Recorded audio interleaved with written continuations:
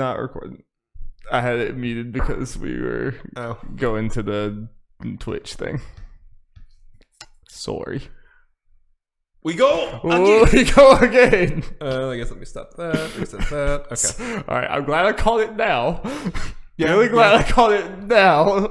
Yeah. I mean, we had the audacity, so we would have had a backup. But yeah. We go again. Any crazy new things you want to do the second time around? Did you learn anything? No. Hello and welcome to episode 176 of the Nerds at Large Gaming Podcast. I'm one of your hosts, Darby Holman. I'm Jeff Mayo. Definitely the first time we've recorded this intro. Yes. Absolutely the first. You can just tell. Just look at us. Yes. This is the first time. Fresh. These are fresh boys right here. Definitely didn't screw things up and have to re-record. Hey, Jeff. Hi. How you doing? Pretty good. How about you? I'm doing pretty good. As I said the first time around, we get to talk about Final Fantasy VII today, so I'm really good anytime we get to talk about Final Fantasy VII. I was about to start saying before you noticed that the audio was off. This is one of those times where your bias will probably show, but there are multiple like stories or things here that would normally on any other week be the headline. Yes. But there are many here that there's a lot. There's a lot in this one. And there's not only is it big news, it's big news directly pertaining to things that we care a whole lot about. And we got some games. And we got some hot games to talk about. Jesus. Be a good one. Crazy. And we got to rank a Smash trailer at the beginning of this podcast, Jeff. Jeez. We have way too much to do. So let's stop messing around. Let's stop screwing around because we have the dynamic duo in Smash. Pyra and Mythra from Xenoblade Chronicles 2. And were they in something else too? There wasn't Pyra and something else. Whatever. At least Xenoblade Chronicles 2. Xenoblade Chronicles 2 Torna. And Torna. Yep. So first off, Jeff, how hype was that freaking trailer? Pretty hype, I say. Yeah. Definitely pretty hype for this character. Yeah. Yeah, it's one of those trailers where it was, especially in hindsight, obvious what it was, and even when it was airing for us, it's like, okay, not actual gameplay footage. Them saying Smash was going to be in here. It's like, it made it clear what it was. At least, like, this was the Smash trailer with Xenoblade 2. And quickly made it clear that it was not Rex, but Pyra going to be playable. Yeah. But it's still hype nonetheless. And I love watching reactions where people did not get what it was. And some people that figured it would Smash and then were... then got out of it by the end, then surprised it was Smash in the end. It's crazy how in the heat of the moment, and we do it too, where like, you just become an idiot. You just become a bumbling idiot in the heat of the moment. Because when you watch that trailer after the fact, it's so obvious that they're leaning towards it being Pyra. Like, there's no doubt. There's like no doubt whatsoever, but in the heat of the moment, what scares me about those fake outs and stuff is that, because we're idiots during this stuff. And then we don't notice it when it's a franchise we claim to love, and then we seem like fake fans. Like, it's one of those things where I listen back to look at the trailer again, and the fact that I wasn't able to pinpoint that music like Xenoblade 2 even before it quickly, it's like, I'm a fake fan. Well, you are a fake fan. It's true.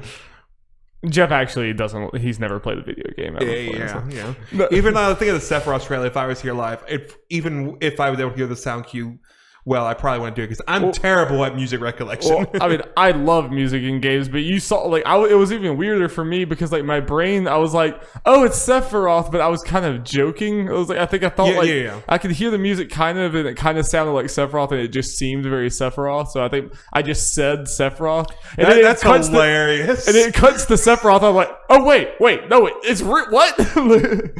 Yeah, so I had like a double layer of recognition. But back to the Pyra Mythra trailer. Yeah, I'm obviously hyped they're in. I'm glad the way they did them. I'm glad it's not Rex. It's just those two switching back and forth. We get a pretty different move set between both of them to the point where Sakurai and them are like, oh yeah, they're counted as different characters on the character number thing. Yeah, absolutely. Like Pokemon trainers, Pokemon do. Yep. It's hype as hell. But so if you look back a few episodes ago on this podcast, we ranked all of the Smash Bros. Trailers in existence. And we have them all on our tier maker list here. Can you get the screen on the bigger thing on your laptop? If that doesn't mess anything up. What now? I'm sorry. Oh, make it bigger on your thing if it doesn't mess anything up. Yeah. Okay. Yeah. It shouldn't. Yeah, we go. Okay.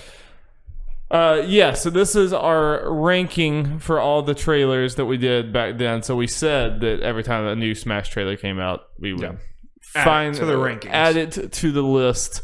So that is what we are going to do here right now. So definitely go refresh yourself on that trailer. Anyone listening, if you want to. I'm not going to play the whole trailer here or whatever. To we're in a podcast. But Jeff, I'll let you tell me where you're wanting to start with this, because I know this character obviously means a lot to you. I think it's a very, very strong trailer, but I'm just interested to know where you're starting. I mean, instantly it's at least an A. I'll say this. I agree with that. It is an A rank. I think it's not going to S. It's an A rank. I agree with that. It's just kind of the placement of it. You might disagree.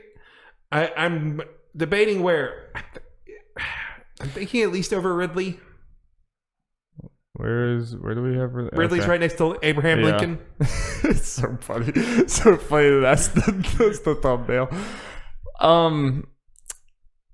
I think that's around. Yeah, I think that's around where I'm going. And it does have the cool thing of it had the. I think the setup was really cute with the Rex going to all the different people from the game. Using the Xenoblade 2 engine to making people think that it was a sequel / expansion. Right, it's straight up in the game and everything. It had that whole thing was cool, and then it had a whole nother layer of I think it was one of the better in-game trailers for the second part of that, because I think it was cut really well and it was fast paced, the music was really cool and everything, and then to also be oh, and wait, Mythra, you didn't see that coming, and I think it was. And then you had the ending where Pyra Mythra meets Shulk again. Yeah. There was a lot of cool things in here going on the scripted, on the cutscene type thing, as well as the in-game. I think that's gonna be one of the longest Smash trailers. It was long, dude. Yeah. It was kind of two trailers in one, with the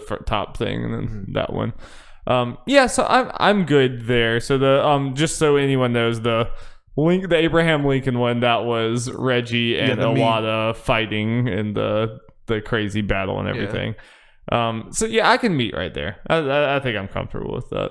Yeah, it's hard. I know I'm biased, so if I personally would probably put it higher, but looking at it from a trailer, I know it'd be hard for me to argue higher than that. I don't think I would put it higher than that. I don't think I would put it higher than the Iwata Reggie thing that was just super. No, I completely understand. But I think it does have more going on than the Ridley thing. I probably personally like the Ridley trailer more, but I'm comfortable putting it there. All right, sounds good. All right. That was quick and painless. Yep. There we go. So Jeff will add that. We don't really have that logged in right now, but Jeff will add that later. And you can go look at the video version of the podcast if you want to see it. Also, Darby, I'm sorry to bring this up on there, because I know this is partly on you. Should I react to the Pyra Mythra showcase? Oh, sure. If you want to. Yeah. Okay. It's Thursday morning, but I go in late, so I can't react to it. So if you mean later on during the day? No. I can do it when it's live. Oh, okay. Yeah. If you're okay setting it up. Yeah. Okay. Yep. Thank you, friend. That's this Thursday? Yes. Cool. We'll look forward to that. Twitch.tv/nerdsatlargegaming. I am hyped. 35 minutes of Sakurai goodness. Hell yeah.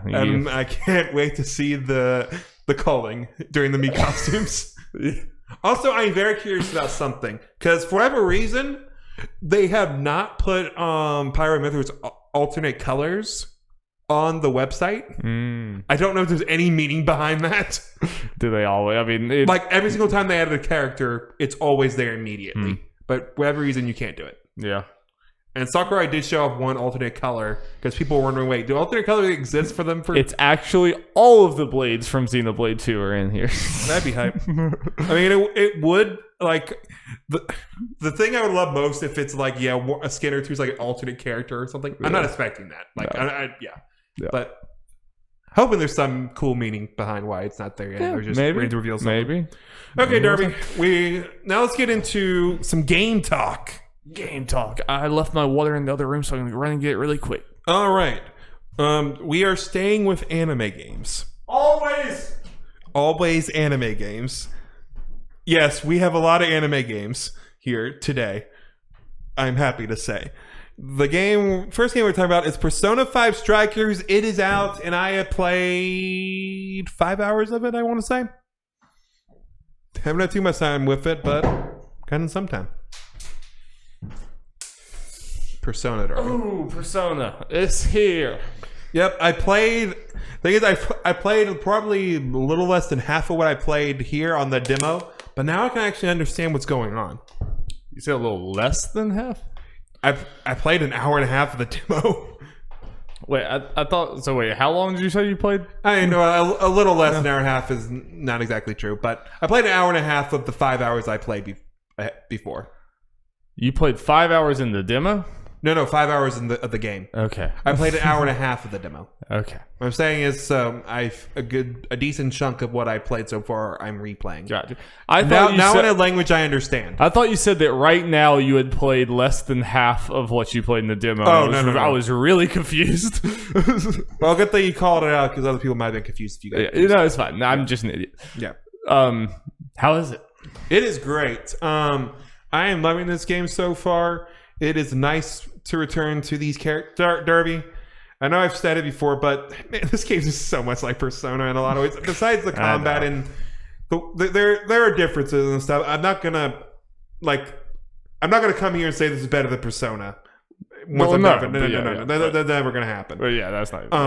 But as far as it being like a sequel spinoff thing, it's doing that really well, even if it's less the story is epic, maybe. I mean, I'll have to see what it's like as I go into it.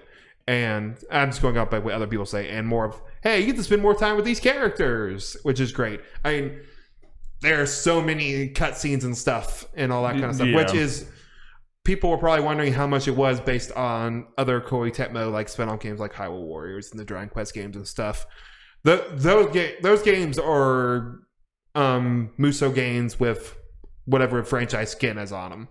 Yeah. This is more of a Persona game with the Muso, more action RPG Muso influences. Yeah, and that's, I mean, me personally, I need a little more than it's just a fun time with these characters, but the story doesn't actually mean anything. Like, I need more than that. Mm-hmm. But from the little bit I've seen, I think it at least has the trappings of having more than that. Yeah. To be fair, so did Hyrule Warriors, and it ended up not being the case. But when I walked by Hyrule Warriors, from just the story, from everyone talking, and especially the gameplay, it honest to God looked like one of the worst games I've ever seen you play. I mean, I'm so glad you enjoy it, but like, God, for me, it looks horrible. I walked by this and I'm like, God damn it, I'm gonna have to play this game. Like it really did. Like the music and like the style and everything is just undeniable with Persona 5. And for the little bit I saw, like I said, it was reminding me of like vaguely Final Fantasy VII remake type of thing, where it like looked a lot more strategy. When I saw you play Hyrule Warriors, it just looked like a lot of spamming moves over and over again for crowds of people. This looked like, oh, he's getting his ass kicked. He needs to do this certain ability that they're weak against. Then you would like stop and like go into a menu in the middle of the battle and stuff. Like there's certain elements of it that I think are maybe speaking my language more. Again, especially as I play more time with it and all that. I mean, it might just be more, more button mashed than you want anyway. But it does. I didn't even think about the comparison between Final Fantasy VII Remake until you mentioned, like, it was like when you started pulling up a menu in the middle of the thing and be like, okay, I'm going to do this now, and everything stops. It's like, that's definitely different. Yeah, switch between characters to do their abilities. And that's actually a very comparison. I don't think this combat is as good as Final Fantasy VII so far. No. Because, again, it has those Muso influences in there, which is fun and everything, but it's... There's been a time or two where it's definitely felt more Muso-y, where it's just literally you're on this thing and they're spawning enemy after enemies, but those have been one-off cases. The way battles start here is Just like in Persona 5, you sneak behind them, you pull off their mask, or you get caught, and the battle starts there, and it's just a certain amount of enemies that you gotta strike down. Obviously, not obviously, but the maps so far, it's more wide open, more of a mission map, or some parts are, some of them are more like it is a dungeon. It's a little more open in there because it's got to have room for all the enemies to spawn to fight. Yeah, which is fine. But the dungeon I'm in so far, the first one, it's pretty well designed. It's like an Alice in Wonderland thing. Yeah, hey, the person you're fighting is named Alice. Ho ho. But yeah, so that stuff's been nice, and I'm curious what exactly the reason stuff's going on, because they've made it clear, hey, this is different than the other stuff. The nav they used to get in and out, it's different. Now it's like a social media app, and instead of them going there just for the sake of changing someone's heart, the person that you are facing it is using the app. I don't know how aware she is of everything going on, like the metaverse and all that kind of stuff, but she's at least aware of the effect that the app has on other people. Yeah, because in it, the shadow version of Alice has like an army that is stealing people's desires. Yeah. And when a person's desire is stolen in the metaverse, in the real world, they are pretty much her slave. Right. It seems like it's using a similar concept of the metaverse and palaces and everything from the first game, but kind of adding a different twist on it. It's not just doing it again. Yeah. There's like some... And they make it very clear, like, hey, this is completely different. And like they even kind of brought up, it's like, yeah, this is different from like... Yeah, we sold their hearts before, but this is different. We're kind of like stopping them from doing something in the metaverse and stuff like that. Right, they're just... And they kind of... Because Morgana could sense treasure, kind of alluding to what I'm sensing is different from a treasure, but treasure-esque. Okay, yes. So you're literally saying it's similar but different. Pretty much. Yeah. So I'm curious where they're going with that. Well, one of my favorite parts of Persona 5, and I don't even really know if it was explored a ton, but I always loved when they were like, we do things in the metaverse that affect the real life, and they do something in the metaverse and go back and realize what they did had like certain consequences. I'm not going to spoil things in Persona 5, but they end up using that in ways that it's like, oh shit, like not just like you made someone's heart change, but they like actually like physically you go here and in the real world you're going to be there, and it's going to help us do X, Y, and Z. And I always thought that shit was like really, really cool. So it's like, yeah, if they like explore some more of that, of like the metaverse actually crossing over into real life, affecting real life. Yeah, and I know there are 2 new, I guess, party members for here. I've gotten one of them so far. Sophia, codenamed Sophie. Yes. very hidden codename, yes. Very good disguise. She's adorable. She's very lovable. I was wondering, it's like, okay, what are they going to do with her or whatever? But no, she's a fun character, and what exactly she is and how she's playing off the other characters so far, I'm really enjoying. Good. She has a fun moveset. She has yo-yos. Yeah. And she's like an AI, right? Yes. Yeah. And I know there's some hidden thing, like, okay, there's going to be some kind of twist with her. I mean, obviously, but something curious they do, because when you do the spells or whatever, it's just like, whatever the spell names is for the other characters, just normal. Then for hers, it's whatever it is, question mark? It's like, okay, that means something. Yeah. What's going on there? And there's this cop guy who's kind of been in a couple scenes that I know from trailers in the opening. This isn't a spoiler per se, that he is going to be playable. Like you see him have a persona, like in the opening and stuff. Interesting. So you get an adult party member apparently at some point. Yeah. I mean, from the little bit I saw, it looked like all the different Phantom Thieves have pretty different movesets and like I haven't been able to mess with them enough to find the little intricacies, but there are like different mechanics in there. Like Yusuke can do counters. Like you can hold stuff and you time things right. You can do counters. Ryuji can do some charge attacks and stuff. And the Makoto can get on her bike and do do all that kind of fun stuff right Yeah, around. that's why I'm just hoping that there's like Morgana can turn to the car. yes. I'm hoping there's team comp things like that you have to think about that, and like you definitely do because I can tell there's sometimes when you don't have the right affinity, kind of like sort of like you are fucked. So I know there can be some bosses where I'm going in there, like if I go in there with the wrong character, I'm gonna get fucked. That's why I was honestly kind of pleasantly surprised or kind of liked that I was watching and like, yeah, there was a boss fight. It was early. You probably weren't going to like die, but you were like kind of hitting a brick wall for a minute until you like got the right persona and did that kind of thing. And it's like, okay, that seems a lot better to me than just mash, and juggling people in the air. The game definitely, like, I guess I'll mention this as far as like calendar stuff and time management. Not really any of that from what I can tell so far, or there's not really going to be much of a focus on that because from what I can tell, and I think reviewers have mentioned it, the calendar moves with the story instead of you doing stuff. Yeah. And as far as ties made with the dungeon, you can leave the dungeon to fully heal and come back with absolutely no consequence. So is there any social element to the game whatsoever as far as like making decisions outside of it? The bond levels. To unlock stuff. Because I'm kind of early in the game, generally, I don't know what all that stuff includes. Based on the way things are talking, I imagine you're doing less of, picking people to spend time with one-on-one, and they'll just be more like group events. Because they mentioned, like, in the first couple of minutes, like, they want to go camping. And as from the opening and when you download the game, there's like a car or whatever on the screen. So they're going to go on a road trip around Japan. We know that. Yeah. So it's probably going to be more like group events that increases the bond levels of the team and stuff. But it seems like it's more like just scripted cutscenes in the story, less of like you walking around the hub world making choices like you do in the first one. Yeah. So have you only seen the one location? You haven't seen them drive somewhere else? Not yet. As far as they don't even have the car yet. Okay.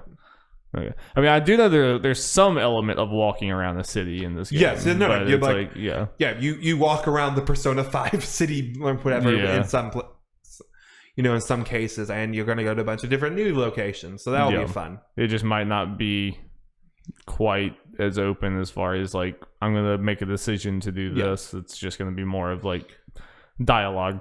Yeah. Which generally I'm okay with for this game. Yeah, I just hope there's enough. Also, I did want to ask about the palace that you're in. Is there like jail? Is it structured like a Persona Palace in the sense that are there like puzzles and other things that are like you're doing in between areas, or is it really just like combat encounter? I haven't done. Let me think. Definitely some like exploring and stuff, like you going here and figuring out like where to go and all that kind of stuff. I guess I haven't done like straight up puzzles necessarily that I can think of on the top of my head. At least not yet. There are some like 2D platforming sections. 2D platform, interesting. Nothing like crazy, but it's you get onto a 2D plane and you got to jump around and like find treasure or some shit. Interesting. Move forward and all that. Interesting. Okay. So yeah, it's and part of the reason, people might say like this is a Muso. I'll push back against that a little bit.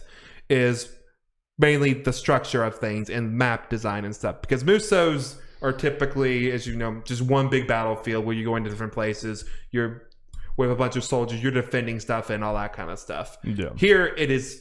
Yeah, the map design of philosophy is a little different, but it is you going into these palaces, jails, whatever game it is, and going through them and getting to the boss and all that kind of stuff. Yeah. So it's more like an RPG than a Muso in that way. Yeah, it has lots of Muso elements, but it's not as the Muso elements are just, and you can say these things for a lot of different like subgenres and action game subgenres. Yeah, there are a bunch of enemies on screens and stuff, and it can be a little bit mashy. Yeah, but you can say that like Final Fantasy VII to a point. So, and obviously not as many enemies as that, but but mashy. And stuff. It obviously has more Muso in it than those. But it's more Muso in its DNA. But yeah, it's not higher rewards. I mean, I can tell you, I walked by that game. That game looks 100 times better to me than the Hyrule Warriors. Yeah. I'm not gonna push that. Yeah, Zelda is Hyrule Warriors is a Muso game with a Zelda skin on it. This is a Persona game with Muso DNA injected into it. Sounds a lot more interesting to me. Yes. Yeah. I expect to be frustrated with this game at some point. I expect to not love it the whole way through. I expect you to like it a lot more than me, but after seeing it, I think I would like it enough to get through it. I have seen a lot of people say like the side stuff gets very monotonous, and there's a lot of stuff in this game. Yeah, I can't speak repetitive, to that. I haven't really done that yet. I think any of these games, that's even the best of them, that's gonna happen. So like it's still not my jam really, but I think it can be good enough to where I'll probably play your copy at some point. As a reminder, it is digital, but you're welcome to jump on my PS5. Yeah. But I'll jump on there when you're not around. Cool. Persona. Okay, Darius, time to talk about something that I have played and you played 10 minutes of. I did play 10 minutes of, so I am a professional. I am like ready. And naturally, we are talking about Project Triangle Strategy working title debut demo. Triangle Strategy Project. Triangle Strategy. Yes. This is the second thing from that direct last week that we are going to talk about. Mm-hmm. And the last thing, I guess. But yeah. New game, not from the Octopath Traveler devs apparently. Apparently not. Using the same engine though, which is an important thing. Yes. Immediately identifiable. It's like, yes. Let's just hand out that engine to a lot of people. Just like anyone who wants it, take it. And instead of doing just a normal turn-based JRPG, they are doing a tactics game. Yes. Which this immediately looks like, oh, finally, Final Fantasy Tactics, am I right? It looks very strongly like Final Fantasy Tactics. Which is what a lot of people want, and this is, Yep. This is my shit. I was about to say, you would say like, well, if Square Enix won't port it, we'll do it ourselves. Oh wait, this is still Square Enix. Yes. This is still published by Square Enix. Well, it's kind of like with these two games in the HD 2D HD whatever series they're calling it. It's like, okay, we're Square Enix. We're not going to make them Final Fantasy games, but they're pretty much. But they're Final. Let's be real. More like old school Final Fantasy games, but with a little bit more of a modern touch. And get to see this on this take and this beautiful art style on a kind of different adjacent genre, subgenre within the genre, but still similar to Octopath Traveler, going back to like the 4-party. Like turn-based RPG type thing or whatever. This is going back to another thing that has been neglected, which is this style of tactics. Because like another smaller ones, but as far as like big ones from big developers, Fire Emblem's about it. I think off the top of my head. And this is a different strategy. This one looks obviously way more Final Fantasy Tactics Ogre than a Fire Emblem. They're similar, but there are some important differences in it. Yeah, and so I guess like some of the things that we were talking about like from that direct are maybe slightly less relevant now because we know it's not the Octopath Traveler dev, but Octopath Traveler was a game that I think like had a lot of really cool elements, and like I played for 50 hours and really enjoyed it, but like it got to a point where the pacing and the grinding necessary to beat that game got to be absurd. Yeah. But as we have talked this out and kind of played some of it, I have a little bit more hope for this one because it seems a lot less open world and a lot more story driven, like straight line, Yeah, more of a straight line thing. There seems to be some choice in there, but mainly, I guess, there's some choice maybe how the story plays out and like who will join your party and stuff, which that is great. Yes. And I think there was like even a choice that we could have made at the beginning of the first mission that's in the demo. I think it's like partway through the game, like chapter 7, I think it is. The first mission is. I don't know how much it would have influenced it, but something crazy. Could be, yeah.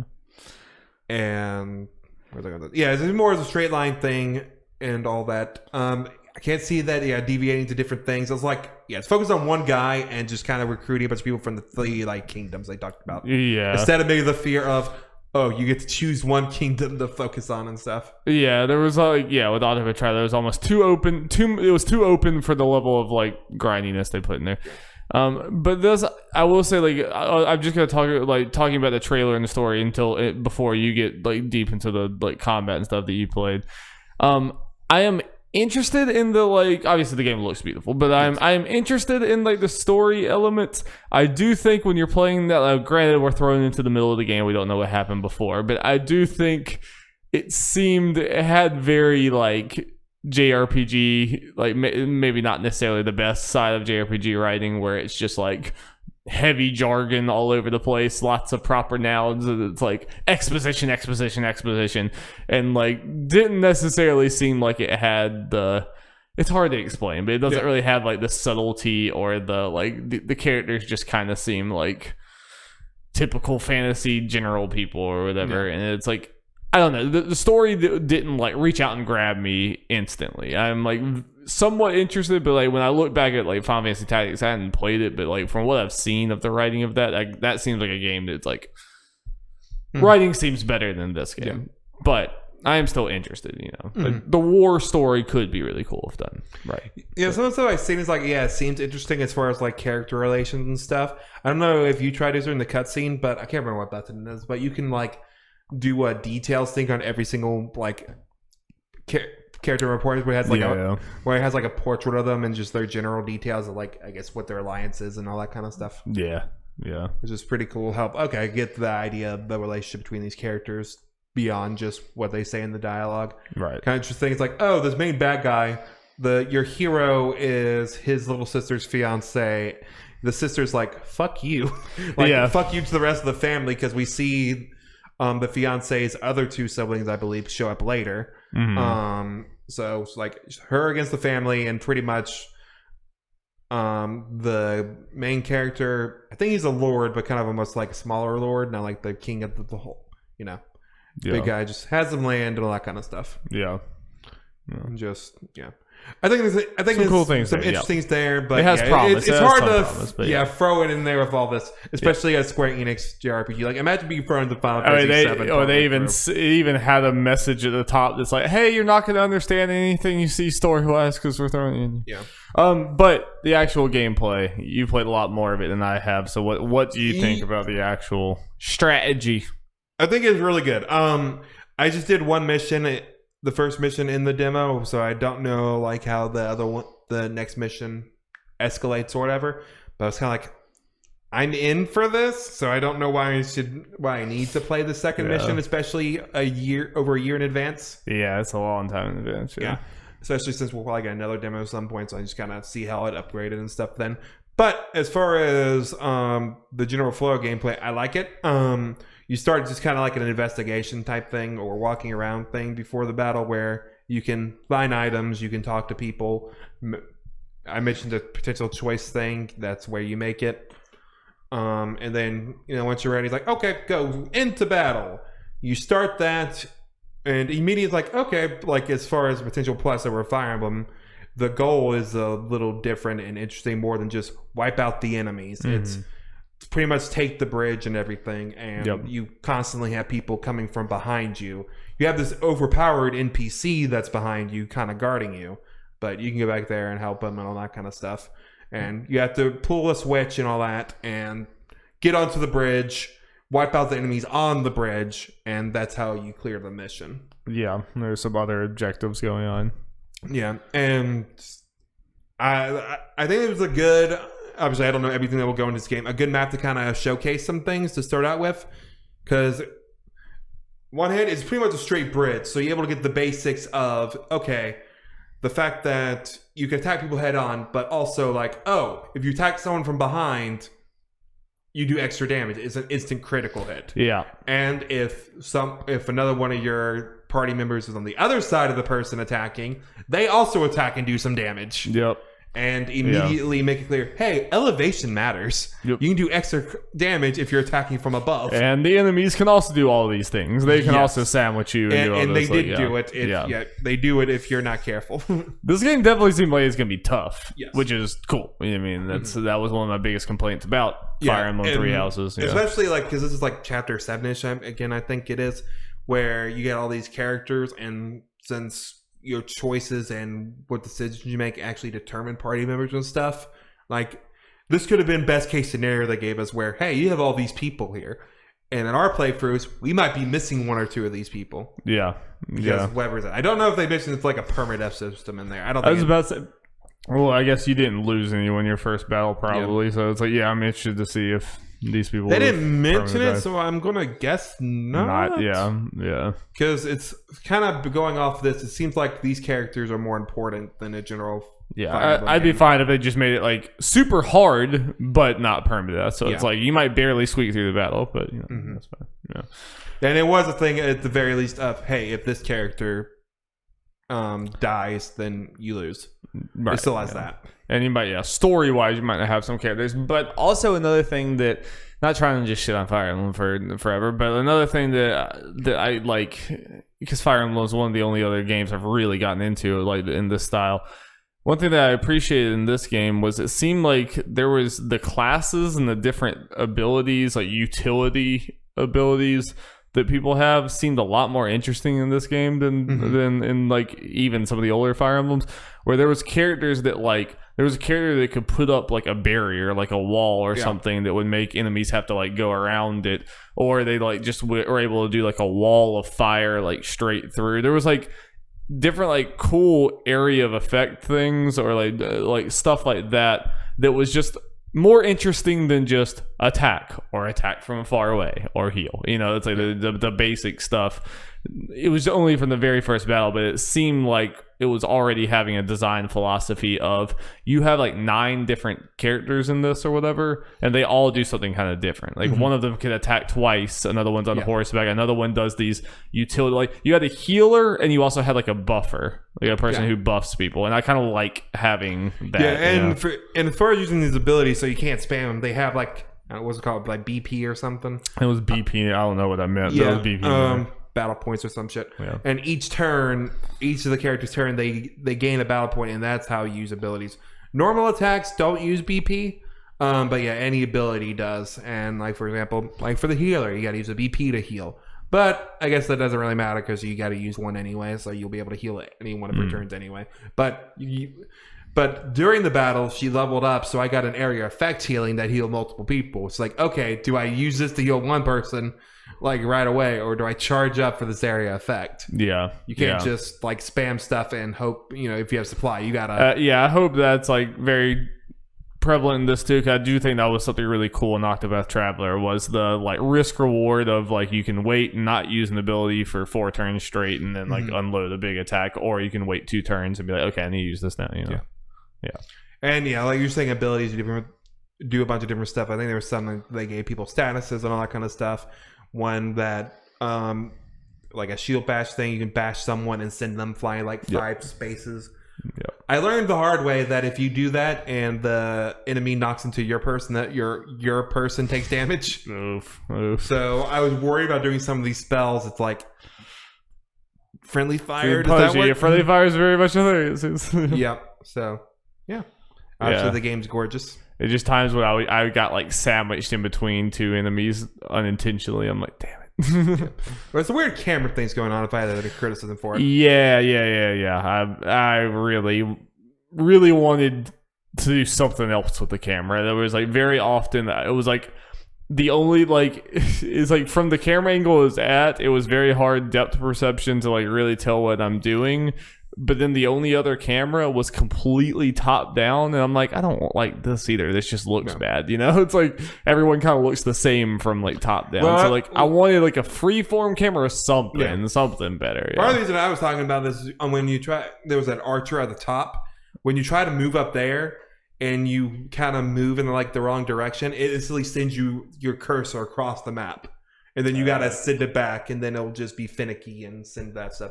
Again, this game's a year away. Yeah. So and you know, for whatever reason, Square likes to do this with their Nintendo exclusive, at least at first, RPGs, where there will be a survey after the demo. I like this. I like this, like getting feedback super far in advance. Oh yeah, I love. Yeah, I just love this. This pattern they're doing with these. You know, Nintendo exclusive JRPGs, like announced Shadow Drop demo. Hey, here's a survey. And both times before they even had a name. Yes. Before they had a lockdown name. They're really good at making RPGs, really bad at making names. Yep. And even like the the Bravely series had like a million. Each game gets like a million demos. Yeah, which is cool. I know Bravely Default 2 had some surveys as well. Bring back demos, man. Do more demos. And like the great thing about doing a demo this far in advance and getting a survey and stuff like that is like they actually have time to implement some of those changes. A lot of times it's like if you know by the time the demo comes out, the game's coming out in a few months. If people don't like something, well, too late. Well, and also even if that wasn't their intent for this, just putting it out there, like when people are hyped, like this looks great. It's like just now is in people's mind, like how I've been talking about Chris Tales since that was shown because that demo was great. Yep. Every time there's a direct or something now, it's going to be like, well, this could show up. You got a great first demo impression. It's like, okay, now I had this in my hands. Now I'm just waiting for it. Yep. And more time for me to talk about bring up. Like, okay.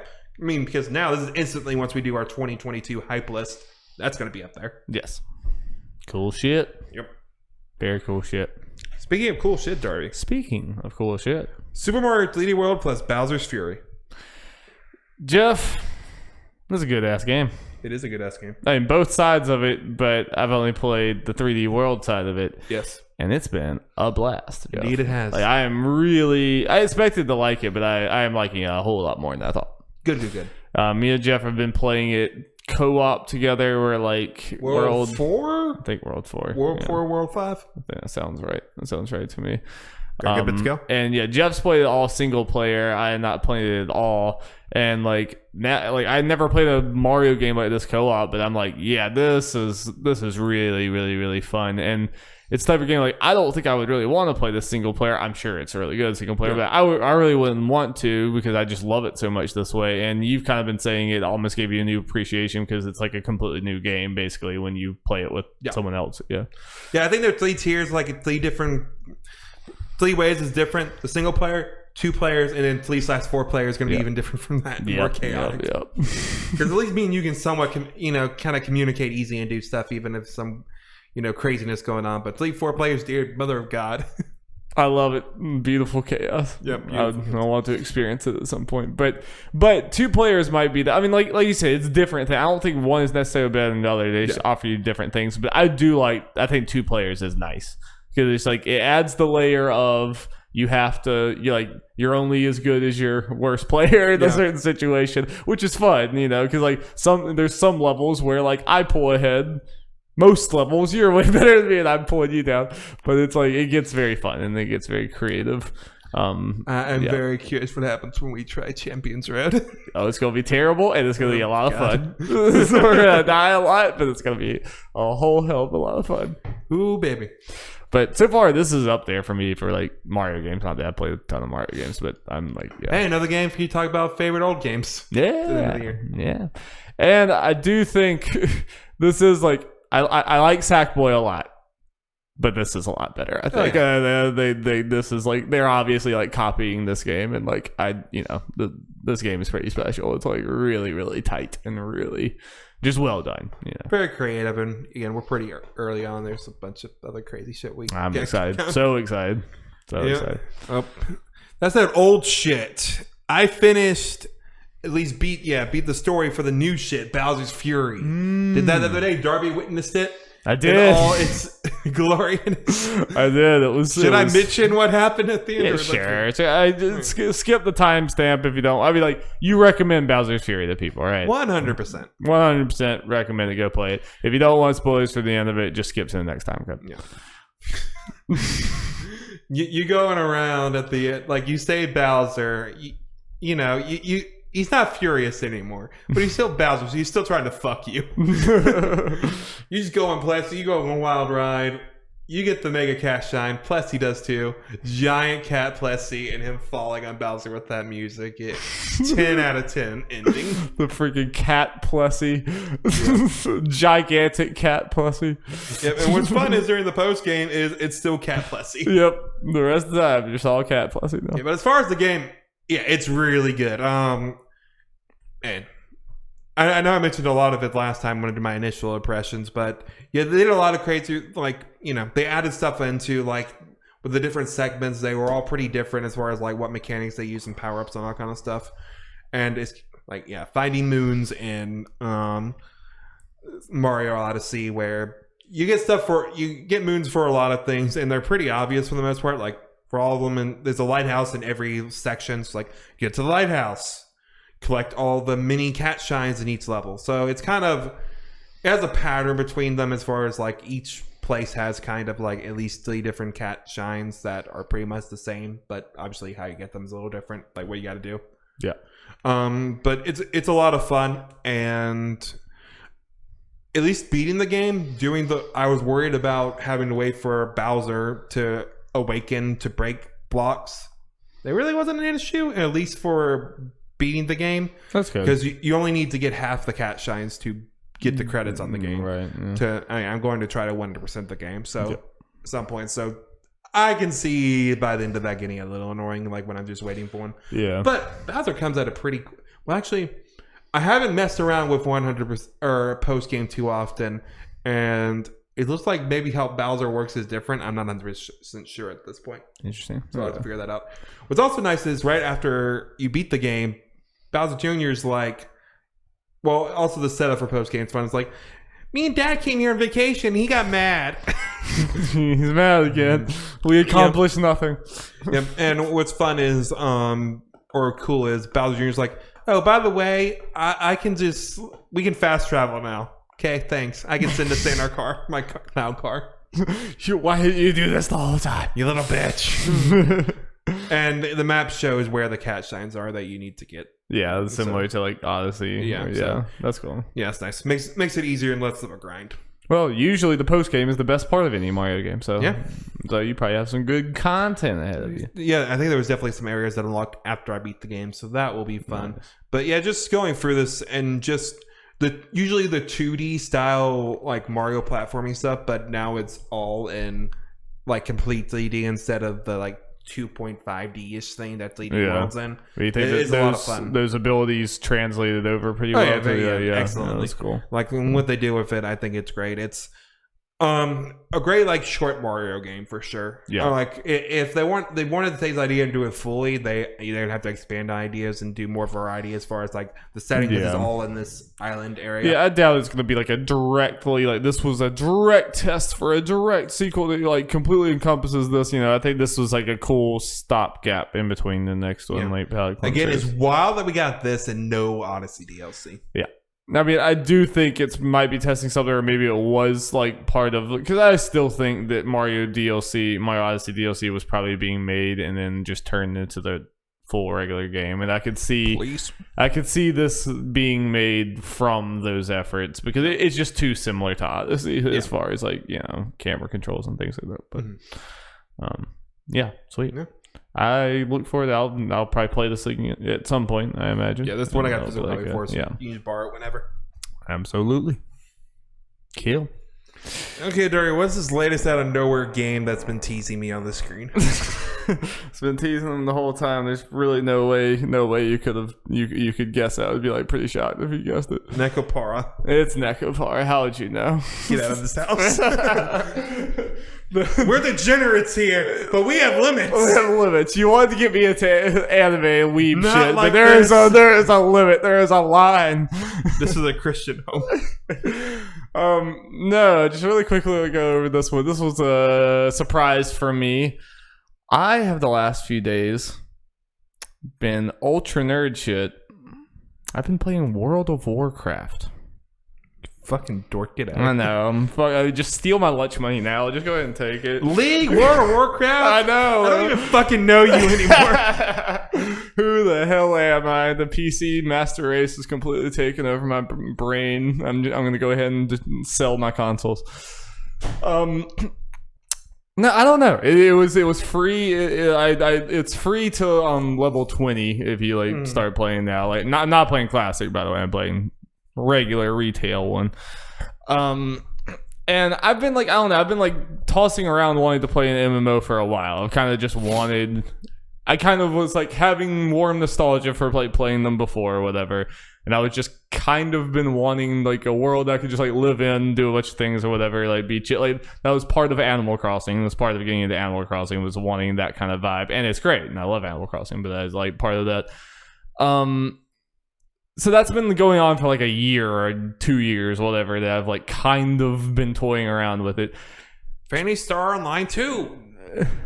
Yeah, I don't know. I tried 14, and I've gone back into 14 several times, and I think it is a pretty good game, but it's like it always kind of felt like amusement park. It always felt like it looks cool. It has a bunch of Final Fantasy shit in it, but it's like the actual things that I'm doing in the world and the way I'm interacting with it always kind of felt lackluster to me. It just felt like they were pretty environments, but like not really things you could do with them. It was a combination of that, and everyone always keeps talking about how good the 14 story is over and over again, and I believe them. But that early part is not good story-wise. And a lot of people even say that. They're like, it's like okay at best for the first 100 hours. Then it gets really, really good. It's like 13 on steroids. That's a really hard sell. Like I get it, but that's a really hard sell. So I think that's part of why I kept bouncing off of 14. So like trying World of Warcraft, I was like, okay, it's free or whatever. I'll just like give it a go.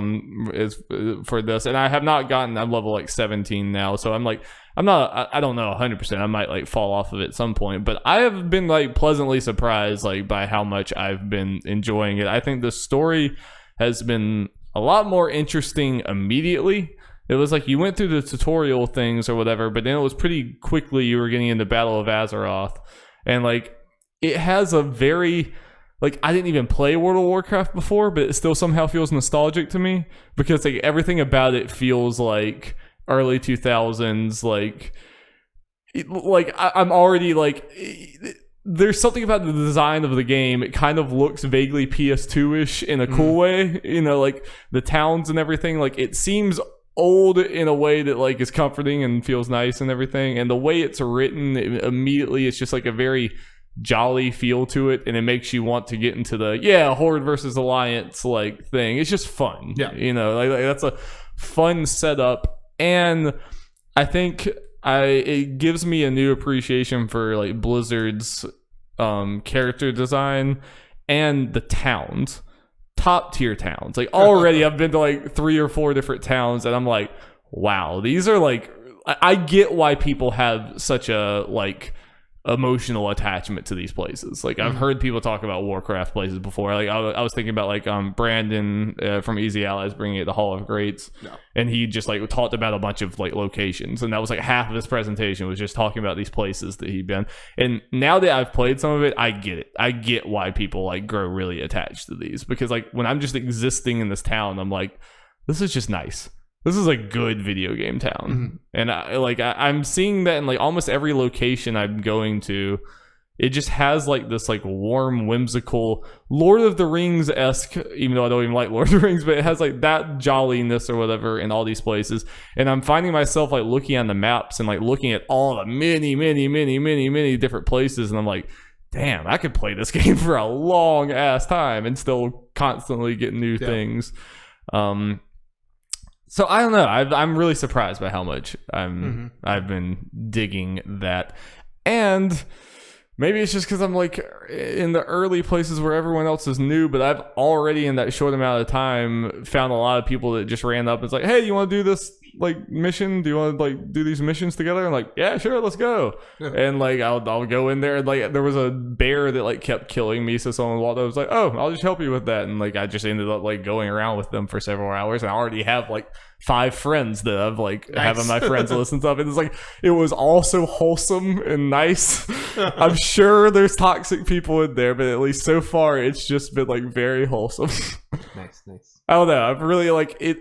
I haven't had the MMO like warm fuzzies since old like RuneScape back in the day. It's the first time I've had that. So RuneScape. It's been fun. It's been fun. We'll see how long it lasts, but for right now, it's been pretty fun. And I'm playing like a druid, so I can like turn into a bunch of different animals and do stuff. And I mean, it seems like there's a lot more going on in the combat system than I thought there was. It's still very classic MMO of click on them. Yeah. Hotbar abilities on cooldowns, things like that. But there's a lot more to it. Like especially I'm playing like a healer type class or whatever, and like the way that you can stack up things together like is really cool. Like you like heal one, heal this other one, and then you consume both of those heals to like heal more, or you do this thing where it like makes a barrier. It's like it's cool. It's cool. It's really cool. Yep. So that's a surprise. Yep. Into League of Legends and World of Warcraft. We also played, me and Alex played a bunch of Heroes of the Storm today, but we probably don't have time to talk about it. But it was also pretty good. Fucking dork. All right, Mr. playing Persona 5 Strikers. I think that's about just as nerdy, but... Nah. Yeah. Man, have you seen Joker? He's too cool, man. He is pretty cool. All right, Darby. After almost an hour, time to finally get Didn't into we the know? news. We knew. We knew. We knew. But now we got some news. News jingle. Jingle, jingle, jangle. Dear God, do we got some news? Good. Sweet baby Jesus. Well, Darby, we got a state of play this week. We did. But instead of what we normally would do and go through the state of play stuff in order, well, we are going to do that. But we're going to talk about one specific thing first in its own slot. Yes. And that is Final Fantasy VII. Well, Final Fantasy VII stuff in general.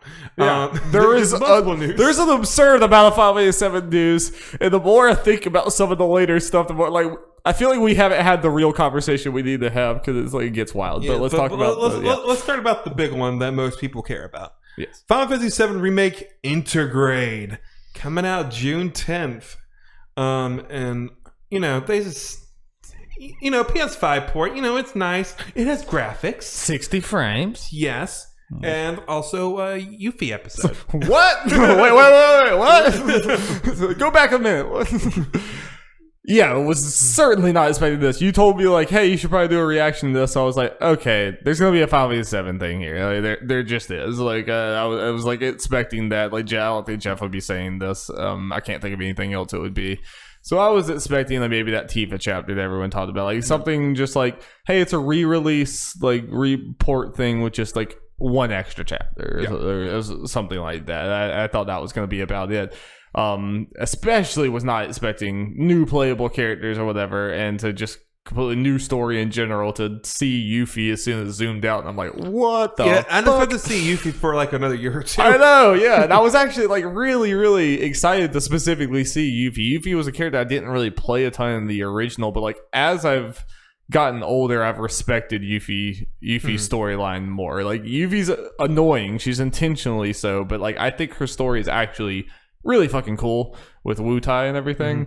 And especially how much I've talked about how Final Fantasy VII Remake is like adding in Wutai and like a Wutai war and like everything like from the past into the narrative so much more. So I think this is the perfect character to do this with. Yes, especially since, we talked about, and they're obviously going to do it, where Yuffie was optional in the original Final Fantasy VII.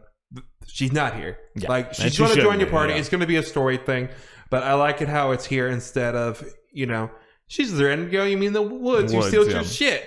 Yeah. It's like, okay, this is what you assume is going to lead up to you actually meeting her in whatever way you actually do in the remake version.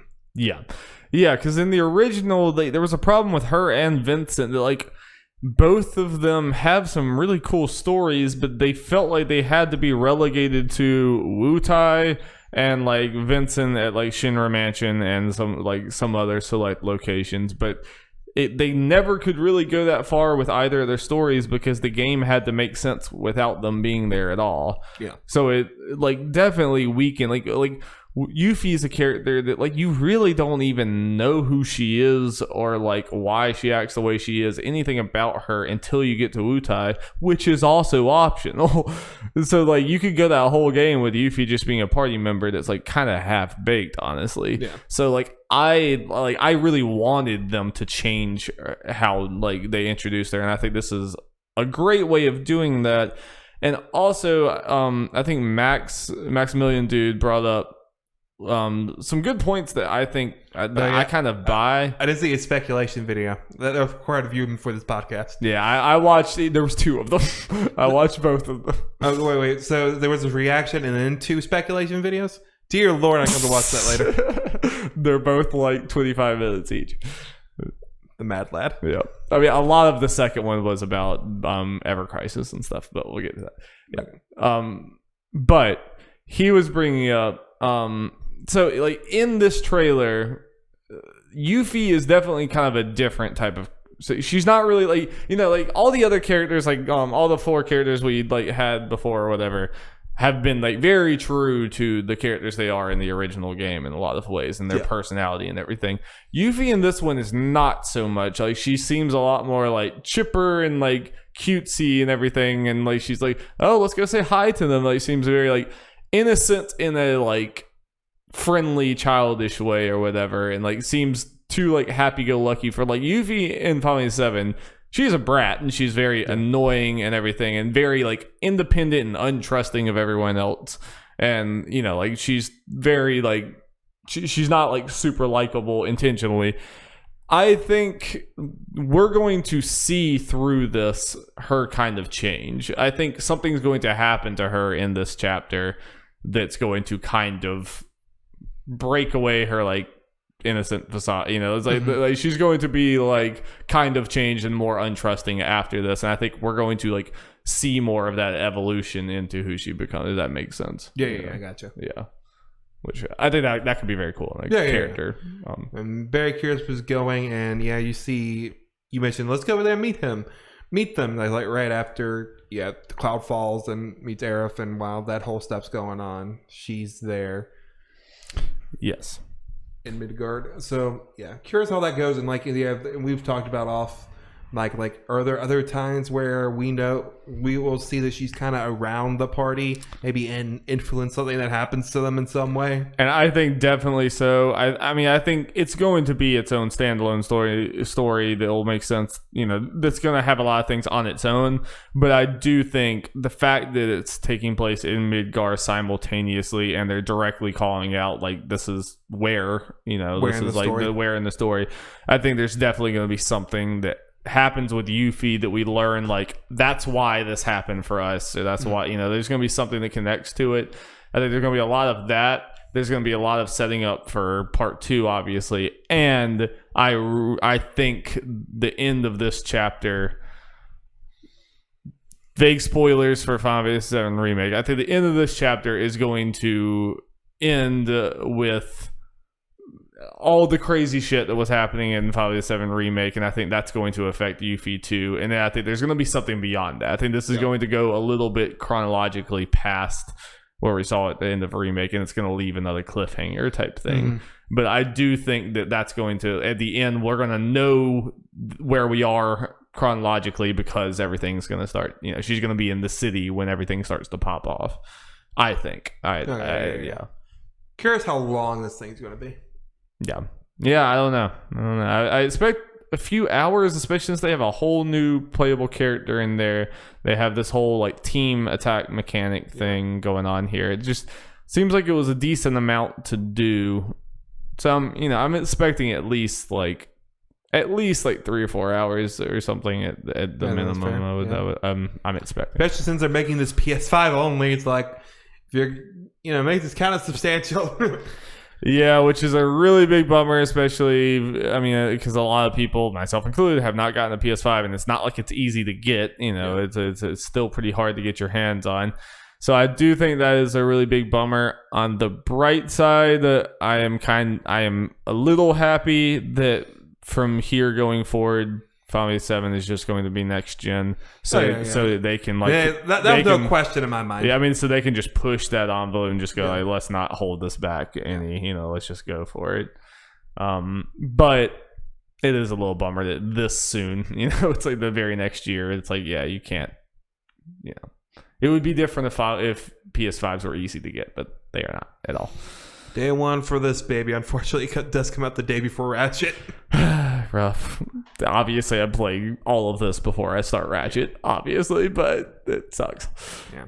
So how about Weiss, or Weiss, however you say his name being? So he has been confirmed by Nomura to be a secret boss. Right, and we saw like there was like little glitchy things. It looks like it's in the like VR Matrix thing that's in. That's what it appears to be in Final Fantasy VII Remake, the Shinra thing. And I mean, even in Dirge's Cerberus, he was like, I know there are Dirge's Cerberus minions that were in that trailer. They were obviously not. Yeah, like I think that whole thing is like, oh, don't worry about it. He's just a secret boss. I think that's kind of true, but also kind of not true because those minions and everything, they're doing this underground stuff. Yeah. Like Dirge Cerberus shit is getting in here. Darby, we're getting Genesis. Hush your mouth. We're getting Genesis, people. Hush. You know it's coming. Like, so it's happening in some way, and I think he is going to be involved in some way. I don't think he's going to be like the big boss of this whole thing, like really super duper important. But like he's going to be introduced in the story in some way, or like he was being created or something, because he's like basically Hojo's consciousness is inside of him. And some shit like that. It's really bad. I mean, again, this is not just the oh haha Darby squirming because Avid Children's getting put in here or whatever. Like this is not like a, oh haha it's a little bad. No, Dirge Cerberus is terrible. It's really bad. You don't want it anywhere near this. If you enjoy Final Fantasy VII Remake, you don't want Dirge Cerberus in it. On the bright side, I'm gonna have faith, like I do with everything else. 7 Remake was done so expertly well that I'm going to give them the benefit of the doubt that they'll handle things well until they prove otherwise. So that's basically where I'm at with that. Yes. But with those enemies and everything, they're going into it in some way. Yeah. Well, at the very least, they're putting it here now, and it's not like post actual 7 story like Dirge Cerberus says. I mean, it'll just be using probably those ideas / characters just in a completely different way. So there's some hope there. Yeah, but I mean, and even when I say that, it's like it could just be a completely redone thing. Like, yeah, it could be completely different. Yeah, I mean, it's like it could. I don't know. I think the basic premise here is going to be the same. It's just going to be like all this shit was in the works. Yeah, even back then, basically, like, or this might just be like a prototype version of what ended up being. Wise. Yeah. I don't know. But the fact they're teasing this now, I mean, and the fact that the whole Advent Children thing that we're assuming is true with Sephiroth, we're going in. The compilation is going to get more and more put in here. We're only in game 1 of who knows how many, so strap the fuck in. Speaking of the compilation of Final Fantasy VII, we gotta talk about this, because like we kind of talked about it some, but the more I think about it, the more I'm like, what does this mean? What the fuck is this game? And that's Final Fantasy VII. The first soldier. Ever Crisis. So Ever Crisis is like, so it's crazy. So it's kind of, it's the thing, they're doing the remake that like some people, even me at one point, said they wanted, which was, you know, improved graphics, but the same like turn-based like combat system or whatever, but like more of a moderate remake than a like full-on remake. They're doing that, and it's really weird because it's like the chibi art style and everything for the overworld, but when they go into combat, it straight up just looks like a video of someone playing Final Fantasy VII Remake. Yes. Like, it's not making its own art style. It is directly the assets from Final Fantasy VII Remake directly when they go into battle there. So it's like a weird merging of like the more chibi things and then just Final Fantasy VII Remake. So that makes it obvious that it's like, okay, they decided to make this game. They're not really having to make much new art for it. They're straight up using their other games' art for it. Where I'm getting... where this is getting crazy for me, I mean, we'll get to the entire compilation part in a little bit, but if they're using 7 Remake's art style and everything for this, what the fuck are they doing for the rest of the game? Or is just those chapters for the rest of the game being made, are they just not, they're going to come out, are they going to come out after Remake? Because right now, if this chibi thing or whatever, this Ever Crisis, went past Midgar, what are you using? Because right now it's straight up using Remake. It's like not even changed at all. It's just Remake. Yeah, I really thought about that. Yeah, so what? Like, if this is supposed to be the whole game, then what are you doing then? Yeah, it's like, such a weird thing as well because he's using the assets. So even regardless of location and stuff, the actual models they'll use for bosses and even characters and stuff will potentially get spoiled. And this thing isn't coming out till next year, and it's getting updated once a month, and they're doing all this shit like.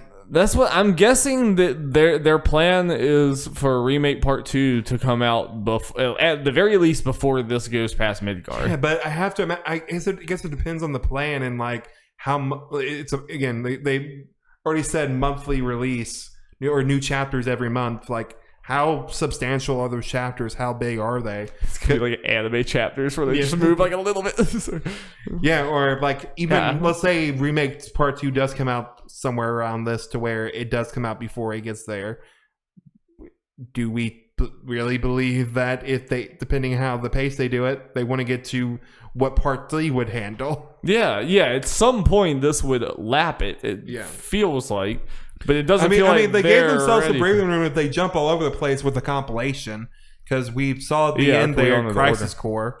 I forgot that is the beginning of Crisis. We're gonna get into all this shit, but I don't know, because that seems insane. Because like also something that, unless the art style is gonna suddenly change a bunch, it's all gonna be remake art style until you get past Midgard. And now it's also like, okay, so this is kind of being a remake. Will it be the faithful remake? Will there be no shenanigans? Right, that gets weird too, because there's gonna be parts that weren't in remake exactly, or parts that are in remake that aren't in there. Like that gets like, I don't know. Yeah, because there's, I think, remember right, like Shinra Tower or whatever. There's some places you battled in Final Fantasy VII or some stuff in there that weren't in remake. So if you start battles there's not exactly a one-to-one place where it makes sense. And this is also the thing that I did. Tell me if Max noticed this, because I seem to be the only one I've seen that noticed it in videos and stuff. That when they're fighting the scorpion thing, the reactor, Aerith is there. Max said that he just assumes it was for the demo, for like debug thing. Like, he assumes that it's not real. It was just like in the trailer or whatever. They just wanted to show Aerith's sprite thing or whatever, but that she's not actually their story. That's what he assumed.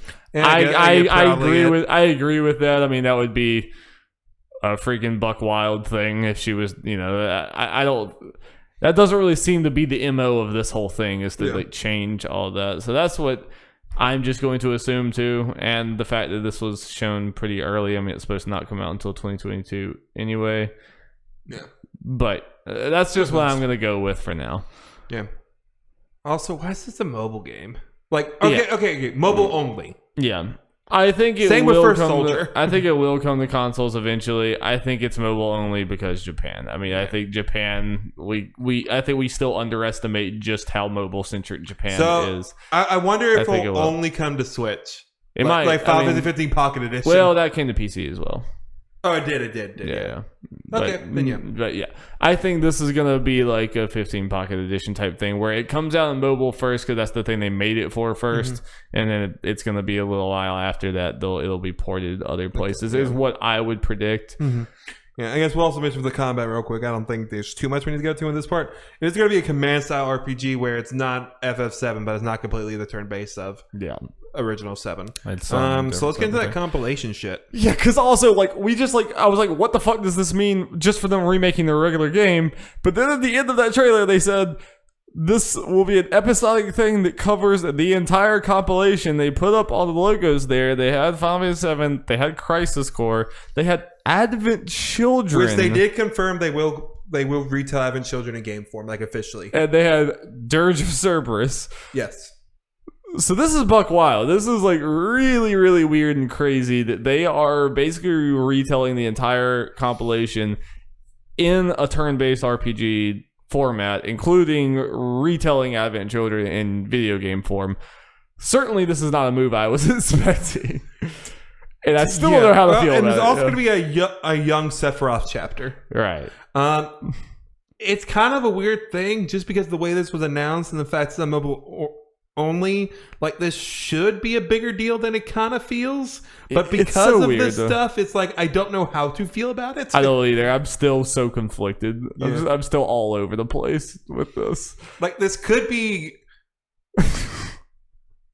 like one of the coolest things ever. It could just be a nothing burger. Yeah, it looks like a nothing burger, but it sounds freaking crazy. It's like, you know what I mean?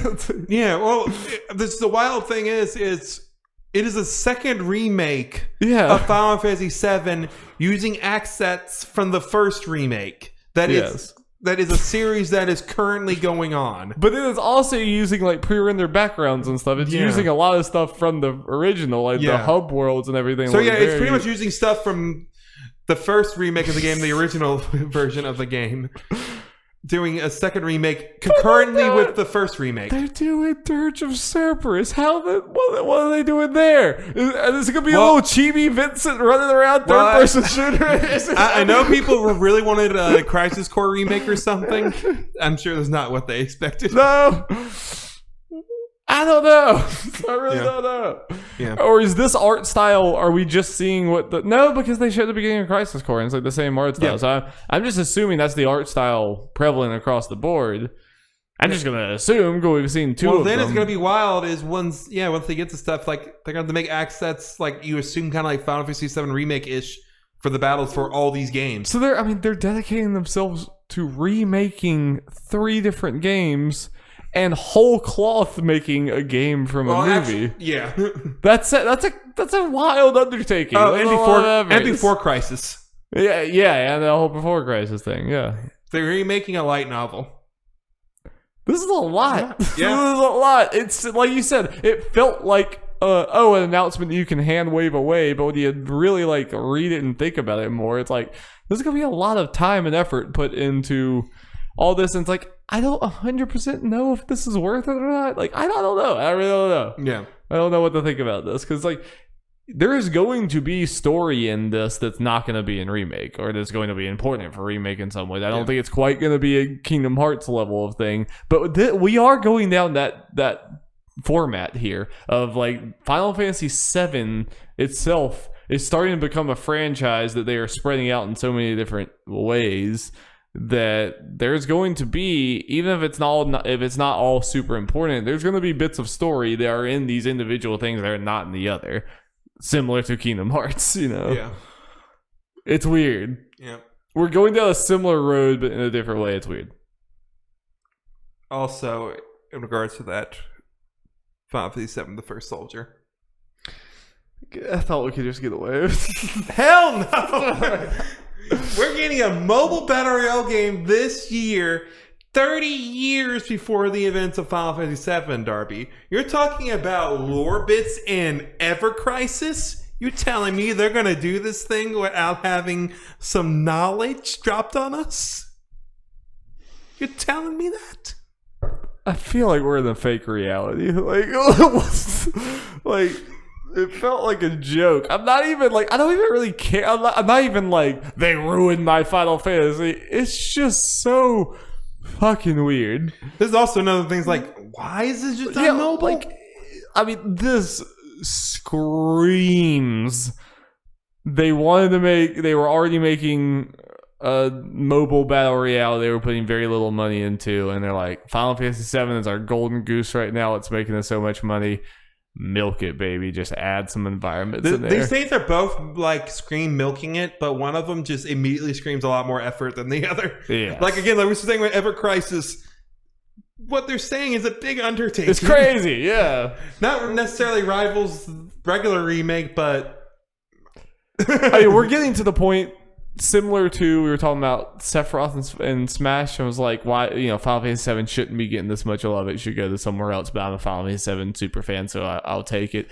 We are getting to the point where Square Enix as a company is maybe putting too much resources into Final Fantasy VII as a singular entity, when they maybe should be spreading this out a little bit, because that's a lot of, like, all of these games. There's a lot of teams. A lot of individual teams are working on Final Fantasy VII. But this just makes... I think this is obviously where... I am First Soldier worries me a little bit about Square Enix in general handling Final Fantasy VII going forward, because Final Fantasy VII almost seems like it's getting too popular. It's getting to the point where it's like, oh, we got to make Final Fantasy VII everything. We can't just make a game. We got to make it Final Fantasy VII. We got to, like, even if the game's not good, just slap Final Fantasy VII skin on it, because that's what sells right now. Yep.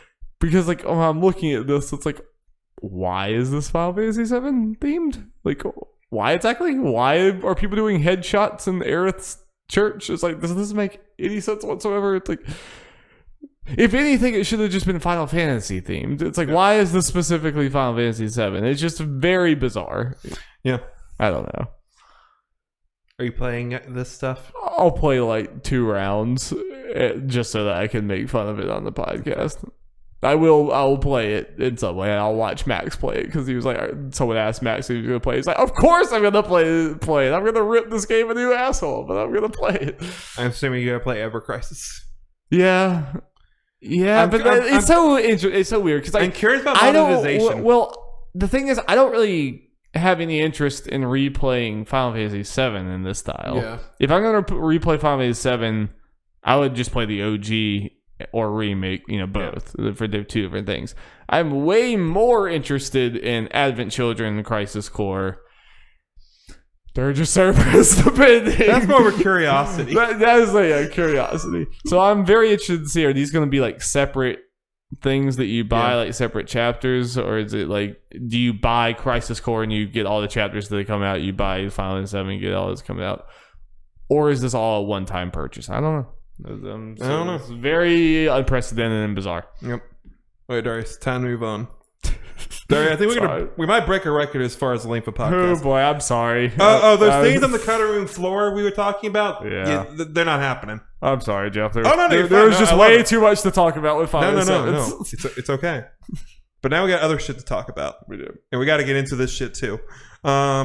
So we got a state of play where all this Final Fantasy nonsense started. Mm-hmm. Okay, we'll go for a one by one, and obviously there'll be varying degrees of talking for each thing. Started with Crash Bandicoot 4, It's About Time. And it's about time they stopped showing this game in press conferences. Got him. It was a little worrying when I was following it on Twitter that the first thing they show is a port of the game that the port's already been announced. Yeah, my thing is that you could do this whole port thing with like every PS4 game in existence. Like, we don't need to do this every time. I mean, at the very least, I'm not doing to defend that this trailer needed to happen or anything.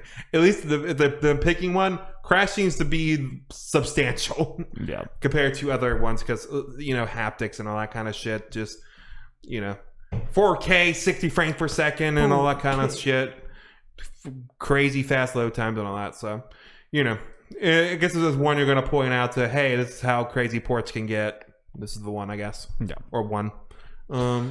Returnal showing another trailer when I thought it was not going to be there because they posted a trailer the day before. Yeah, which, to be fair, I never saw that trailer the day before, so I don't know how similar it was. But I do think this was a very good trailer. It was a very good trailer. I'm not really interested in the game, but like when I was watching it, I was like, "This is a good game, and people are gonna like it." Yeah, it is. I got it on my fantasy team, baby. Let's go.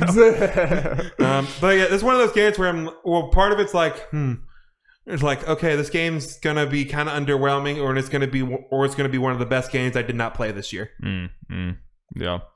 Gameplay wise, it's like really cool because it still kind of reminds me of a Housemarque arcade shooter, but in a very, very different setting. Like more PTs type shit with the house. Yeah, but yeah, this game looks really good. I think it is going to be really good. So that comes out next month. I agree. Yep. Or not next month. Well, almost next month. 2 months from now, I guess. Late April. Knockout City, man. We had that State of Play Nintendo Direct crossover. Better trailer, at least. Sifu.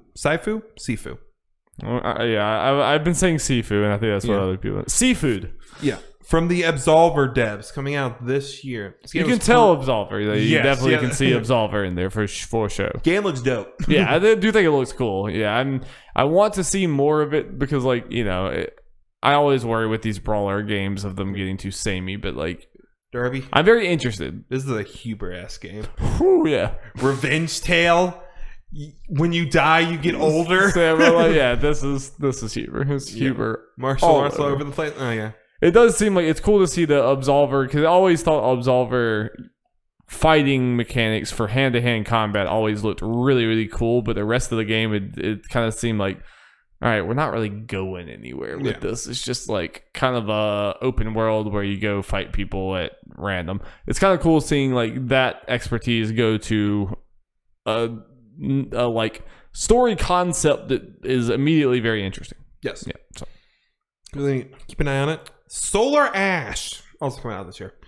It's one of those things, you don't need to show us this until you have a release date at this point. It feels like. I agree. Even though I think it's only the second time they showed it, but still. Some of those games just kind of that feel. Moving around, that game looks fun. Oh, yeah. I saw some people fun. say it looked like the Pathless, but fun. Was the Pathless not fun? I haven't played it, so I saw people. I think Pathless got some middling reviews in there. I saw a decent amount when the comparison came. I was like, yeah, the Pathless, I played for like an hour or two, then dropped because, yeah. But this does, just moving around this world looks pretty fun. colors. Looks very fun. It does have a lot of pretty colors. Yes. I do like pretty colors. Yes. I know what you also like, Five Nights at Freddy's security. Love breach. it. I mean, I legitimately, it's a meme, but I legitimately enjoy when we play Five Nights at Freddy's before. I think I'm good. I don't think I need to play all these Five Nights at Freddy's games to keep going. What I do appreciate about this game, I'm not going to get it, but is, there's so many Five Nights at Freddy's games, and after all that, they've been gone for a little bit as far as I know. There could have been some other stuff in there I just didn't know about. They come back and kind of on a big stage, and it's like, oh, this is just different. There are the Five Nights trappings, like they opened up a map and cameras at some point, but this being like more like an Outlast type thing. No, this is another one it's similar to like Fortnite or something that like I don't play, but Five Nights at Freddy's is very well made and very cool. Like, and the lore like is like very interesting. It's just for an audience that's younger than us, really. And like, make no mistake, this is the biggest thing here in this direct or this state of play. Five Nights at Freddy's is pretty big. It has a pretty big fan base. I think there's a more than decent chance that, or very good chance, it's the best selling game on this list. Yeah. So, and the budget and effort is definitely going into it. You can tell. Yeah, it's cool. Oddworld Soulstorm coming out April 6th, also launching on PlayStation Plus for PS5. That's cool. Probably the best showing for this game. It's kind of weird where it's like a lot of it's kind of similar, but the way they explain it, and they actually felt like they showed more like backgrounds, made it look more interesting. Just the way they did it.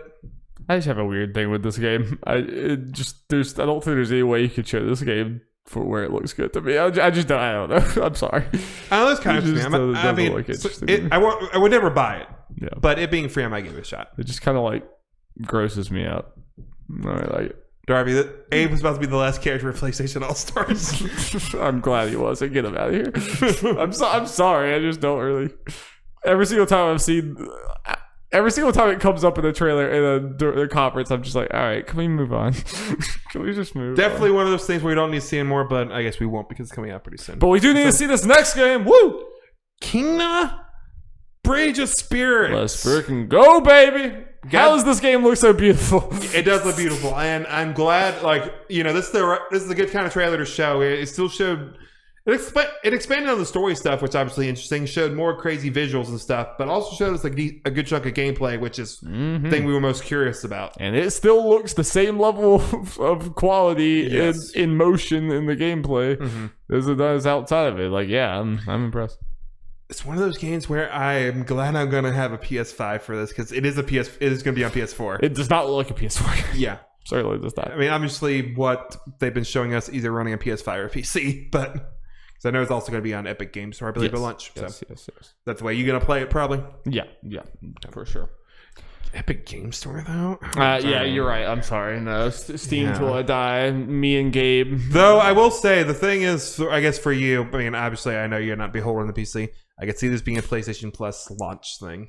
If it was a PlayStation Plus launch thing and I have a PS5, then I'd probably play it on the PS5. You better have a PS5 by August 24th. Oh, yeah. I forgot how freaking late this game comes out. Yeah. It makes me sad. That was a bummer because we've been expecting it to be next month for a while. Yeah. I mean, that was Sony's fault, but... Yeah. But... Take your time. Again, 100%, take your time. It already seems like witchcraft that a team as small as they are is able to make what this game looks like it is. So it's like, take as much time as you need. I really hope this game doesn't end up being a disappointment. So it just feels like it's one of those games. Yeah, that's the thing I worry about. Is there going to be a catch? It's like it just looks too good. It's people's expectations are going to be too high. It's like, is it going to be an hour and a half long is not going to be the catch, or is it going to be like the combat just gets very restrictive at some point or whatever? Like it looks flashy, but you can't actually do much or something. I can't remember who said it, but I think I heard someone say it's either a 7 or a 9. Pretty much. Pretty much. But until I see something otherwise, I am all in. Game looks fantastic. And they announced the price. It is going to be $40, which makes sense. Smaller game. And as far as like length wise, not as it's probably going to be shorter. Yeah. They mentioned like, you know, their plan on it being you're able to finish it over a weekend, which that's what I would want from this game anyway. So I did see some people like disappointed with the $40 price. We're like, this isn't some big long open world thing, or they were worried about it not being this big long game. It's like it's made by a very small team. What? Yeah, I mean, and it's just the whole thing of if it's not a big long game, then it's not. Yeah, don't like that mentality either. And like I've never had the impression that this was an open world game. It's always seemed like a story game with like some open-ish environments, but not like I do not have the anticipation that I'm going to have a map with objectives on it in this game. Yeah, the most open place we saw were like a town you were at. Yeah, it seems very narrative. I mean, it looks like a Pixar movie. And the people that are making this were film people or whatever. Mm-hmm. I'm expecting this to be a story game, Yep. Again, it's one of those games that's either going to be at the top of people's Game of the Year list or top most disappointed list. Yep. I'm hoping for the former, obviously. Yep. Or even then, it may go somewhere in the middle. We like to be hyperbolic on the internet and keep video game shows. Yeah. It's a game that I will probably, unless it's just like gets absolutely garbage reviews, I'll make my own opinion on it because I'm very interested in it. Yes. But we'll see. Finally, well, besides Final Fantasy VII, but we already talked about that. Definitely got a new trailer for that. Definitely not a game we need to see anymore for. I guess maybe, I don't know. No, and it's kind of like I think this is cool a game. Trailer. Song was nice. Yes, but we've gotten a lot of cool trailers with nice songs. I think this is honestly a game that needed a pretty dry 8 minutes of a dude with a controller playing the game. That's what we need at this point. Yeah. We've had enough stylish, like, we get it. You have a really, really, really, really cool style and really cool music, and you know how to make those cool trailers, but you've made like 5 of them at this point. It's time to show us the game. I needed a more boring... Like, all right, we're just gonna play the game now. That's what I feel you. Like the trailer was cool and everything, but it was one of those like it felt like a trailer that just it was here because it had to be here because the game's been delayed. The marketing, it's because the game's been delayed and they had to fill the time. Also, I think I noticed this. Like the release date, they didn't show it at the end. Like it's been announced, but they didn't show it, which was weird. Yeah, but there's also Sony. A game that didn't say it was exclusive to begin with. Exactly. Yeah. Yep. So overall, state of play, kind of like the Nintendo. I mean, honestly, as a whole, I like the Nintendo Direct better, but that's just they're about the same. I mean, they had like 2 or 3 big things, and then the rest of it was And that's where we're at. But we got more Sony news. We got more juicy Sony. Strap in, Darby. We got a good bit to go. Buckle up. Yep. And it's a good podcast to have, especially a long one. Because that's the way it is. Yeah. Okay.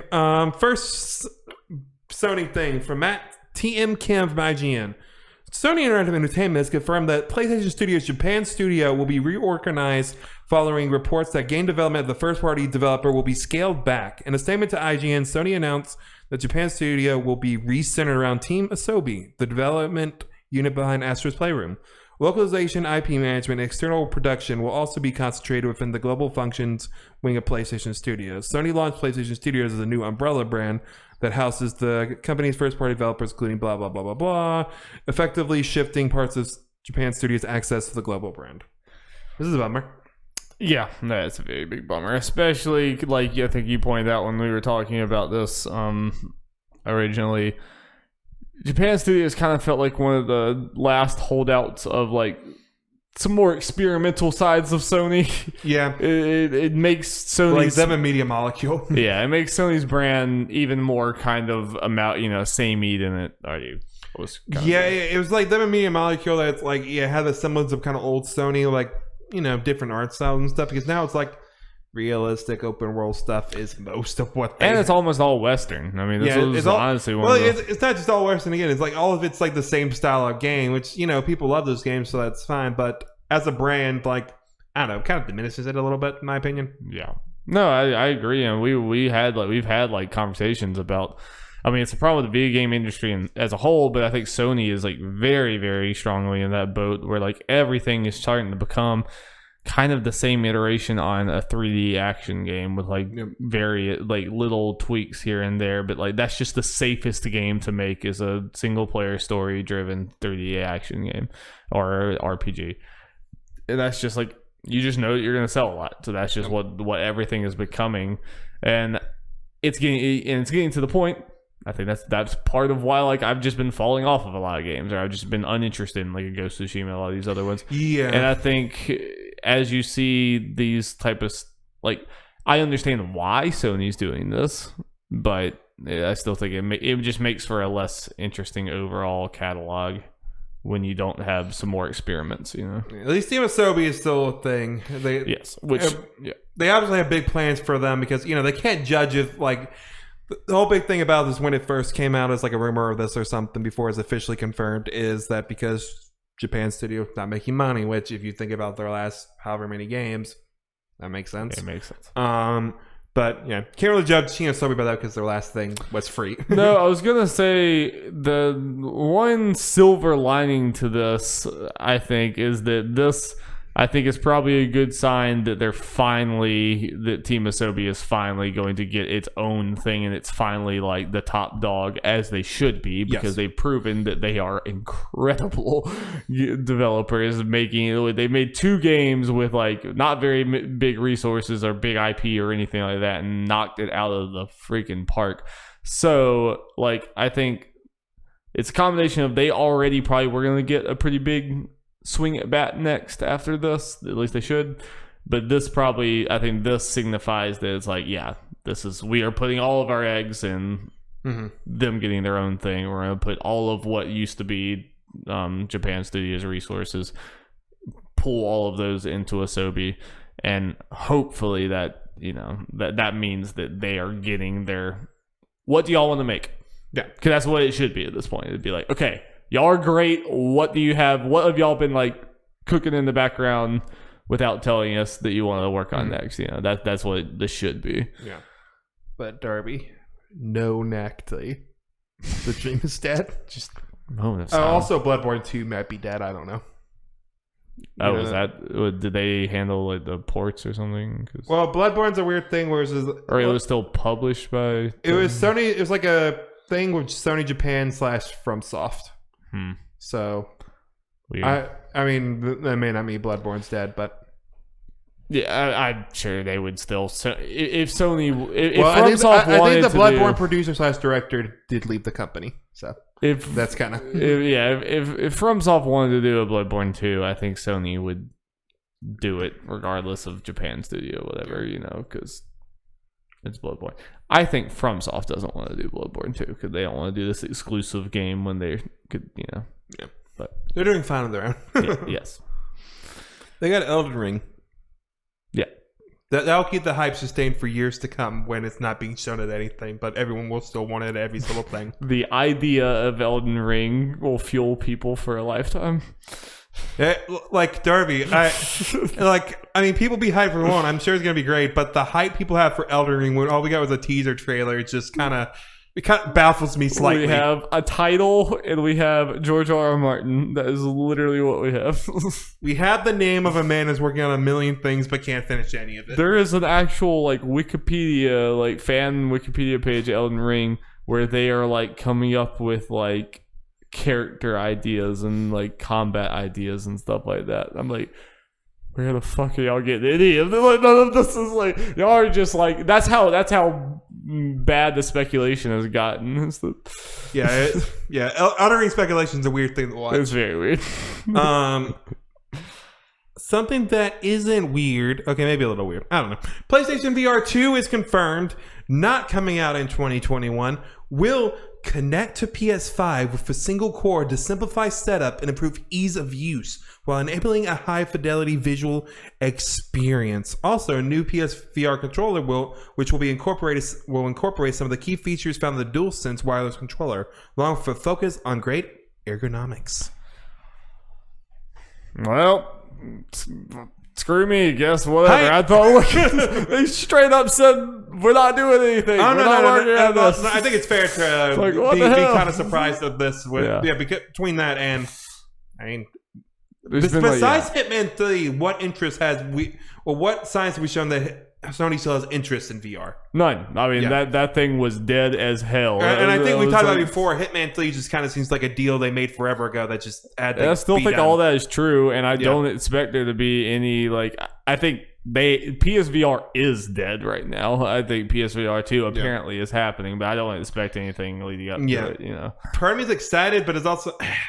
Like, it makes me, like, doubt, like, if I got the money or whatever the option came, like, do I get a Quest? I still think I would have to be sold pretty hard to get this over a Quest. I agree with you, but it's now, like, it's at least at the point where I gotta hesitate a little bit. Yeah, because I want to see what they're working with. Because Astrobot 2, Rescue Mission 2 could be on this thing, and that's a must play. That is true.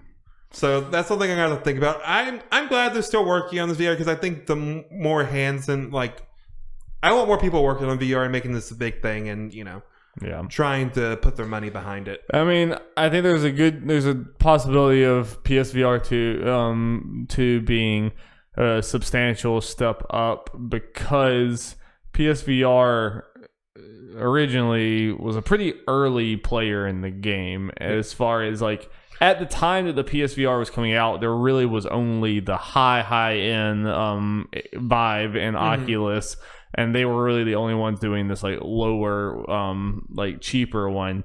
So I think they had to go like super cheap in their hardware, and it's like that's why it's screen door. It looks very fuzzy. It's pretty like looks bad in a lot of ways, especially in comparison to the Quest. Yeah. And the Quest has since been able to make like VR better, but still the same $300 price point. I think now PSVR I could see it being a pretty substantial step up because they were kind of the first ones. They were the guinea pigs in a lot of ways. PSVR was, and they walked so that Quest could run in a lot of ways. But bummer that we're gonna have to wait like a year probably to hear any more about this. You expect this to be like $300, just like the same price as PSVR was? It's hard to justify it being more. Yeah. And because now, especially with Quest now out, they probably do at the very least to be competitive. Like it may not, they feel like they could get more out of it, but with the Quest, and for a while, PSVR was the best-selling VR headset. Now I'm pretty sure Quest has overtaken it for sure. Oh, you think so? And as we go farther, Quest will probably be more synonymous. People think VR, the Oculus, whether it be Quest or otherwise, probably continue to be what people think about. So they probably need to be competitive and come out with some big ones. I'm surprised. I really thought that they were out of this. Now, race. what they need to do, Darby, let me tell you what they need to do. Tell me. They need to, instead of just doing a demo, make a full Danganronpa VR game. Yes. Yeah. Now, I need to go back and play that demo now that I have context for Danganronpa. Just to see. Watching you play it, I'm like, what the hell? Now I can understand somewhat what's going on. What these characters are. So I need to do it. Okay, Dari, continuing the PlayStation news. PlayStation first-party games will come to PC, starting with Days Gone in spring. It was kind of oldest news. They announced, I think, Days Gone a while ago or leaked or some shit. I can't remember which at this point. But confirming, hey, more stuff's coming. It's going to be interesting to see, okay, what stuff? Is it going to be everything at some point? What's going on after this goes on for a little bit? What's going to be the turnaround on games potentially coming to PC? Yep, it's a whole new world as far as this goes. But I knew that Horizon was not going to be the only one. I think a lot of people weirdly thought that it was. It was like, no, there's no way this is just going to be a random one-off thing. It's going to happen. But yeah, it's like, are there golden gooses that just don't go over like a Spider-Man or God of War, or does everything go over just at different time frames. Now, Darby, stay with me for a second. This might when be the best way. When do we get knack in 4K on our PCs? Exactly. But where I was going with this with Days Gone is I might actually play it if I can turn every zombie into Teletubbies. Exactly. It's playable now. Yes, it is absolutely playable now. Yep. So I'm very curious, what all this is going to be. But my favorite part of the announcement is Sony fanboys being butthurt. Yeah, I didn't even see that this time, and I'm glad that whatever. It was so stupid. Well, this is also in near the large fantasy critic news. Gran Turismo delayed until 2022. Yeah, sad. Already dropped it. Shame. Sad. Final PlayStation headline: Destruction All Stars will cost $20 in April after the PlayStation Plus promotion. So we're an hour and 45 minutes into the podcast. We don't have time for Destruction All Stars. We still got Pokemon talking about. What you doing, fool? I had it on here, and I want to do a jab at Destruction All Star because they went from being $70 to technically launching at $20. And the extended PlayStation is still in PlayStation Plus for an extra month because they're desperate for anyone to go play that. No. This was a normal period. Like some of the PS5 games have extended periods. Okay. So. Yeah. Now we get into the Pokemon news. Post Malone. Darby, we got Pokemon and Overwatch to go. I know. That's why I'm saying. Why are we talking about Destruction All Stars, Jeff? You talk about Destruction All Stars like we have all the time in the world, like time grows on trees. It does. Air gives us time. Okay, let's talk about Pokemon, Darby. We got a Pokemon Presents for Pokemon Day. Also, the day I was recording Pokemon Day. Happy Pokemon Day. I forgot to get all our Pokemon friends on here. Shame. My favorite Pokemon. Love them to death. It's great. But yeah, so we got this presentation. Started out with, a pretty dope hype video like they do. Like, look at all this shit we did. Hashtag anime. Hashtag chords. Hashtag whatever shit they did. Hashtag anime? They did a lot of hashtag anime. They were just pretty much going through the years of everything Pokemon related. And they did hashtag anime for every season of the Pokemon. Hashtag anime. Hashtag anime. Word of the day. So, yeah, we got some games shown here. This ended up being all games. I kind of figured since it was Pokemon Presents, it was going to be more than just games. Especially since these are all just Switch games, so I figured we get some mobile shit in here. Like Pokemon Unite, which didn't show up. I know! This is where we actually wanted the mobile show. What the fuck? Yeah. But they started with new Pokemon Snap. Yeah, let's go, baby. Yeah, baby. Showed off some more in there. Showed off the, you can edit photos and I guess share them online and shit, which is crucial. Crucial for a modern Snap. 100%. Showing off with the adorable little Pokemon stuff, and I got this little quote from one of the Pokemon tweets. It gets me a little more hyped and feel better about the game. Research and attention to detail are key in hashtag new Pokemon Snap. You'll be surprised where Pokemon might hide or appear from. Researching areas multiple times will increase your research level. Reach a high enough level and you might see some different Pokemon behaviors. So yeah, obviously a big part of this is going around and seeing Pokemon do Pokemon things, being cute, maybe beat each other up, eat an apple. Yes. That kind of shit. So eat each other? Yes, eat each other. So the fact that, you got to kind of, I guess, quote unquote, grind it up to see all the Pokemon are it's like, damn it, you got me. Replayability, Darby. Yeah. So it's one of those things where I've kind of been back and forth, like, do I just get it or wait for reviews? Like, I'm probably just going to get it. I want this. Fair. No, I understand. The nostalgia, it looks adorable. It looks very cute. I have a fun time with it. In no universe should it be $60, but it looks very cute and adorable and like a fun time. No universe should it be $60. Like, there is none. But it will be $60 4 years from now, so you might as well go ahead and buy it. That's my justification for getting Nintendo shit day one. It's like, hey, whether I do it now or 4 years from now, if I want to play this game, I got to do it. Yep. So, obviously, don't need to talk about this one much more. You can expect some impressions or some shit, maybe even a stream. I'm excited for the Easy Allies stream to watch it. And I'll definitely stream this game with you. Let's go. Then, we get to the good stuff, or the big stuff, the announcements. They're teasing us. They start a little thing where they start with Sword and Shield and go backwards in time to 2007. And then they show us Pokemon Brilliant Diamond and Shining Pearl, remakes of Gen 4's Pokemon Diamond and Pearl. They did the thing everyone thought they would do, but did they do it? They kind of did it, Jeff. I don't know. They did the thing in concept. They did the thing in concept. They technically did the thing. We knew there was going to be a Gen 4 remake, but we figured they'd do what they literally do for all the other remakes. Yes. And pretty much remake the old gen in the style of the current generation. Right.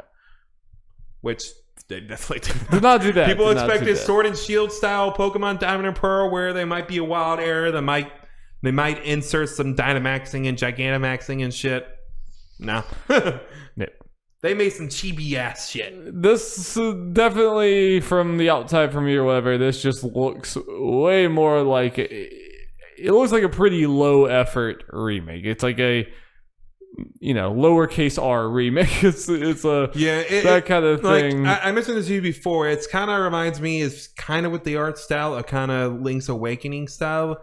Yeah, I made it clear at the time, I don't think that means it looks as good as Link Awakening. Because Link Awakening's art style is amazing and I love it. Yeah. But kind of taking pretty much like the exact way characters kind of looked, but give it a different like clayish whatever art style, for lack of a better, I guess, way to describe it. Yeah. But in this case, they just made the characters chibi. Because that's the way they would look if they actually looked real. A few times there where it's like when they had the overhead shots and I'm looking at the water, I'm like, okay, those water reflections look nice and everything. But for the most part, it looked like a 3DS Pokemon game. So it looked like a pretty low effort remake. Okay. And I know that like I've seen some of the other remakes and some of the other things they've even done for Pokemon. Am I wrong in saying this seems like one of the lowest effort ones? Yes. Yeah. Because what it seems like this is going to be a straight 1-to-1. I think I saw something where potentially there will actually be no Pokemon in this game past Gen 4. I believe it with the way it looks There's This is a remake. Confirmed. This is a remake that looks so 1-to-1 that I wouldn't be shocked if the code of the original game is in here. Yeah. I would not be shocked if they used that code and built off of it, because like it looks pixel wise like the same. Oh yeah. It looks like an old Pokemon. No, people compare it to like literally NPCs. The exact same NPCs are the I would not be shocked if the base code of the game is still there. So what is interesting about this is obviously these are Diamond Pearl / remakes, but someone noticed an NPC from Platinum, which is the third version of the game, which added a whole bunch of shit. An NPC from that version of the game, and only that version of the game, was present in the trailer. So at the very least, it looks like this might have Platinum shit, which makes me feel better personally in my personal playing of it, because I didn't play Platinum. So I never experienced all that extra shit. Yeah, pretty low bar for a remake. Oh no, yes, I know. Yeah. No, this is kind of disappointing, and we'll talk about it next. What we're talking about next makes you may not as upset as I normally would be about this. Yeah, but at the very least, honestly, a big thing of why I'm probably going to bite on it, like no questions asked, is because you've said you'd still be willing to do a Nuzlocke, and that will be a big part of doing this. Yeah, especially since Gen 4 is probably the one I remember the least, so it'll be a little more like, yeah. Yeah, and I mean, because and it's supposed to be hard. I mean, it's also like I'm down to do it because I haven't played any of these, and I would have done it with the original game. This feels not that much different than doing it with the original game, which is fine. It's whatever. It's just like, kind of what you said about looking screens look nice. Like I've watched the trailer and some of the stuff multiple times. Like some stuff, like, oh, this is really charming and cute and stuff, and then there's other times like it just looks rough. When they went into battles, I'm like, this, like, they look so fuzzy and like it just looks old. What's kind of weird about the battles and stuff is like it's kind of using the Sword Shield engine, but not as good. Yeah, it just looked very fuzzy. Like that's the thing that confuses me the most is like how fuzzy it looks compared to even Sword and Shield, which it's not the best looking game anymore. But I feel like the battles were generally pretty clean looking. I think that cell shaded thing that Sword and Shield does just works a lot better. Like, I don't know. It's weird because they kind of like a cell shaded look in the character portraits, Yeah. Though I realized something when looking at the arts, like the character portraits and the Pokemon portraits they posted from the game, like the official art type thing, is because this is the developers of Pokemon Home making this game. Like that's what it is. Those are the artworks that they use, the style they use in Home. Because I like the artwork in Home because it looks like cute. Home's not a game though, right? It isn't. It is a storage system, but that is who is making this game. It's a storage system. It is how I was able to get my Pokemon into Lord's account, which I like. Which sucks is because this is such a potential 1-to-1 remake, and just because of the weird way it looks and everything, will this maybe connect to Sword and Shield? Like, because we were talking about potentially trading over Pokemon to a best of team. Connecting that way. Yeah. We probably should be able to do it because they've been able to do that since Ruby and Sapphire. Yeah. So I don't see why, but I don't know. Some people have some fears about that, apparently. I don't know. I let the nerdier nerds than me figure that out. Yeah. Yeah. I was pretty underwhelmed by this whole thing, but that's fair. But I'm sure. I mean, I'm underwhelmed too. Yeah, but I mean, I'm sure. I'm still excited to play it with you. Yeah, I mean, the game itself, I'm sure, is a good game. It's just it looks like a game from the the late 2000s or whatever. It doesn't look like a 2021 game, but whatever, that's fine. Yeah. But even curmudgeon old me, had a kind of a reaction to the next game. Pokemon's Legends Arceus or Arceus. Apparently it's Arceus. I don't know. I've been calling it Arceus for years. God. Yes. Pokemon Legends God. Yep. We got it, Darby. We got Pokemon Breath of the Wild. I like how they immediately end that trailer and like, oh, but there's another adventure. They just go into this big Overwatch. It's like, what the fuck? What? They did the thing. They know what they're doing when they like do the plane. It's basically the same shot from Breath of the Wild. Oh yeah. They know what they're doing. Yeah, so this is wild. This kind of at least looks to be close to the thing that everyone's been asking for years and years and years and years, which is an open world Pokemon game where Pokemon are out in the wild. I know they did the wild area, but this obviously looks way more in line with what we might want. Yes, yeah. All that craziness, and you're a ninja. Yes, and I think it was a cool creative solution to for having like an open world Pokemon thing or whatever to be like it takes place way before, so way in the past. Yeah, so you're making the first Pokedex. Yeah, so it's like before that explains away why there's like this vast wilderness full of Pokemon. Yeah, compared to the other ones, yeah, without breaking canon or some shit. I don't know. So what did you think about all this? So I'm very hyped for it. It looks very rough.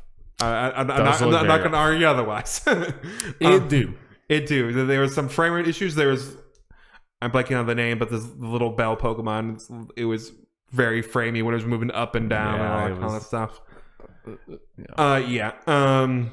So there's all that and everything. There are definitely some questions of how good of an open world this is going to be because this is Game Freak proper, going from what we had in Sword and Shield to this. But with all that said, before going forward, I'm getting this game 100%. There's no questions asked for this. But yeah, it's obviously a very exciting thing, and I'm very curious. I just kind of had this thought how people would have perceived the Direct if this stuff was in. It would have changed everything. I mean, maybe not for obviously in the respect of how people feel about this year for Nintendo, but overall, no, but for that 2022 is looking pretty insane. Yeah. Too bad. For this Pokemon game, you have to wait a whole another year. Yeah, I'm curious how much the fact that they were showing off Brilliant Diamond and Shining Pearl influenced this decision to show this. It's like they probably. I mean, but these business people aren't idiots. Like, okay, we know this is probably going to underwhelm people somewhat, so let's show this thing they really wanted. And I feel like this makes more sense as a game to show a year in advance compared to how they normally do Pokemon and kind of just show frequent updates. Yeah, because this is an actual change. This is one of those like Pokemon does not change very much, but this is like the biggest substantial change. Mm-hmm. At least it appears that Pokemon has like ever had. Yes, especially for a mainline game because Because like other ones that are very different, like Coliseum. Do you remember playing that one on the GameCube? Oh yeah. Yeah, it's like But that's a spin-off. Right. They've already Pokemon Company themselves have used mainline game. Right. Yeah. And it looks more like it obviously looks like it Yeah. was like what we've been saying. We were like thinking, oh, Sword and Shield, like they're making a Pokemon game for the Switch. What's it gonna look like? Yeah. It looks a little better, but not that much And better. now This is what we were kind of what we're expecting like, at the time. It just took them a little longer. I will say, and Alex said the same thing when I was like talking to him about it today. But you know, we're both curmudgeon old men. It's but true. I do think like the open world when it was not chugging and everything, like conceptually, like I think all that looks really cool. There's like Pokemon in the wilderness or whatever, like throwing the ball to do that. Love it. Eating all that up. It's great. When they got into the battle, it just looked like Pokemon battles. Like we didn't get to see it very much, but it just looked like a normal Pokemon battle. And it's like that's a little bit of a bummer to me because like I was hoping that like when Pokemon took this next big leap, that we were gonna feel like the things they were doing in there and the way that combat and other things worked in there couldn't have been done in the past. This leap was allowing them to do something that they couldn't do before. When I look at that combat system, it's like, no, this kind of looks like this could be a basic Pokemon game. It just looks pretty. Like, the environments look really pretty, which is great. But I didn't see anything from there that was like they're really taking advantage of this step. You know. So, this is just me doing predictions and stuff based on information we have and all that kind of stuff, and leaks, because this game leaked ahead of time, and there was stuff in said leaks, which are absolutely true at this point, that were not present in the actual presentation. Like, this is one of the examples I'm about to use in 2 seconds don't influence battles, but I'll get to that. They talked about climbing and flying and all that kind of shit. I have a climb meter like a Breath of the Wild and stuff like that. Yeah. So there's going to be more open world stuff in that way. But so going into the battle, like from those same leaks, they mentioned ATB gauge. And that wasn't present in the stuff that we've seen for this because we really didn't see much. The most we saw out of a single battle was just like someone doing one attack, most of which without HUDs.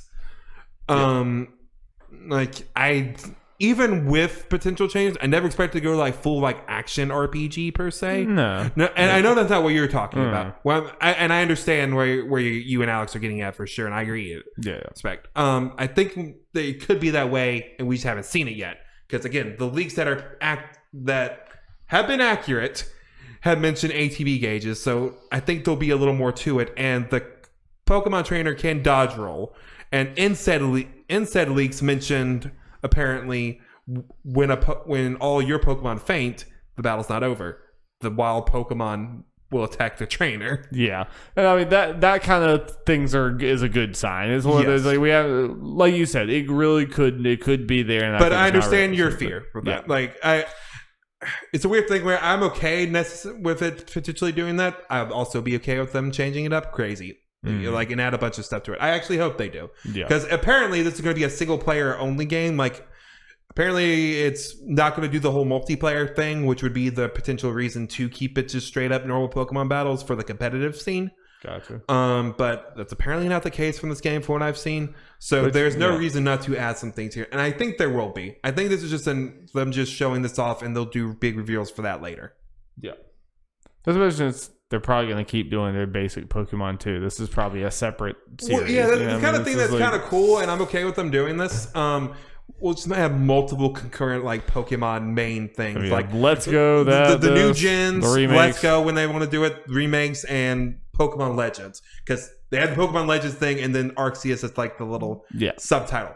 Pokemon Legends will continue. It's a new series for sure. Yes. And this is specifically the Gen 4 region, right? Yes, this is Sinnoh. Yeah. But we're seeing a bunch of different Pokemon. What's also very curious is you notice in the wild and the trainer catching them, the starters from Gen 4.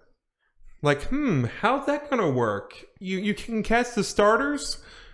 Because they got a different set of starters for you. You can still choose starters, but they're choosing Pokemon starters from different regions. Yeah. They're choosing Rowlet from Gen 7. My boy. Is Rowlet up there?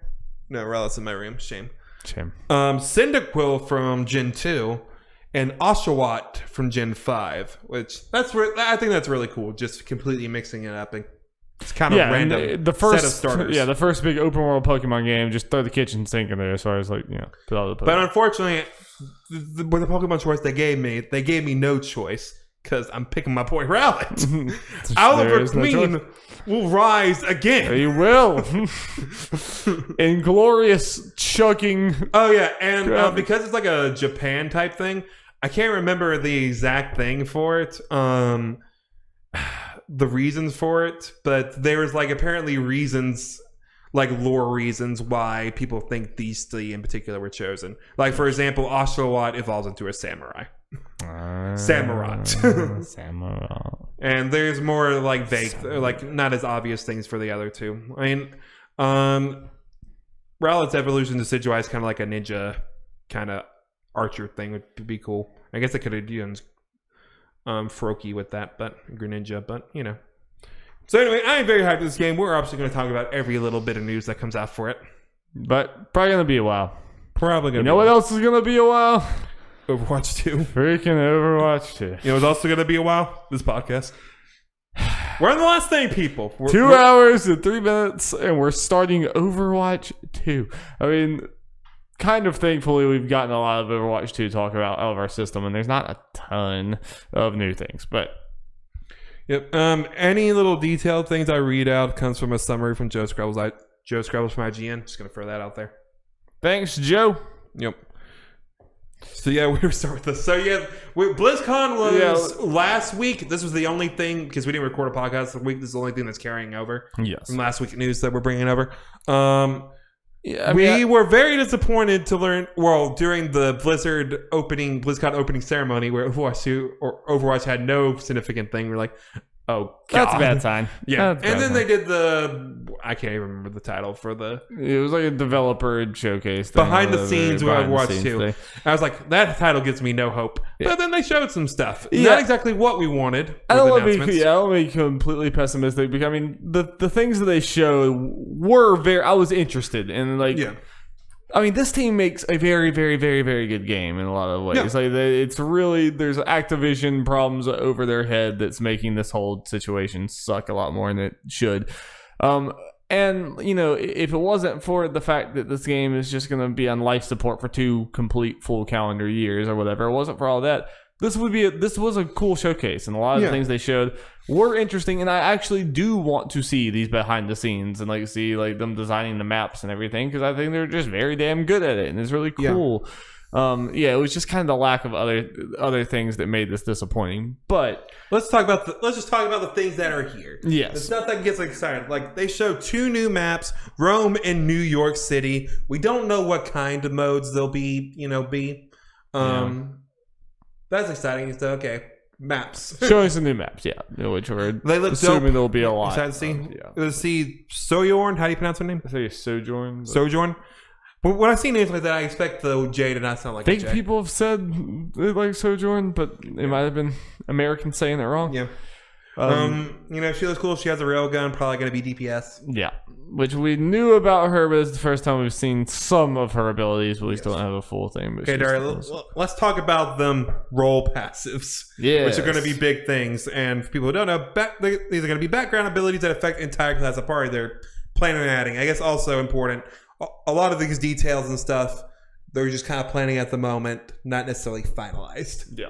The tank passive is currently a reduction in knockback and less ult charge generated for those shooting them. Sounds neat.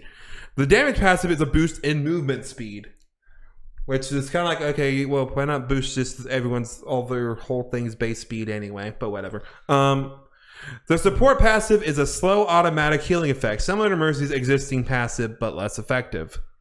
Who baby? Yep. And 10 characters in general are being evaluated in order to make them more suitable for close-up brawling than simply absorbing damage.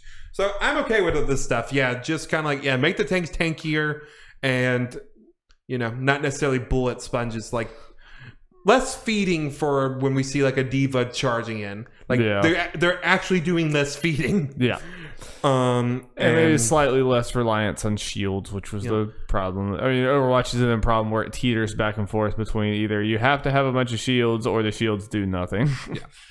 I guess, Darby, for you, since you're someone who loves Mercy, how do you feel about the support passive? The automatic in general in the game, I'm okay with it. Okay, yeah, like as I'm someone okay who with, plays a bunch of supports, not Mercy. yeah, yeah, I'm okay with supports just having a little bit more sustain. I think that, like, overall, I think that sounds good.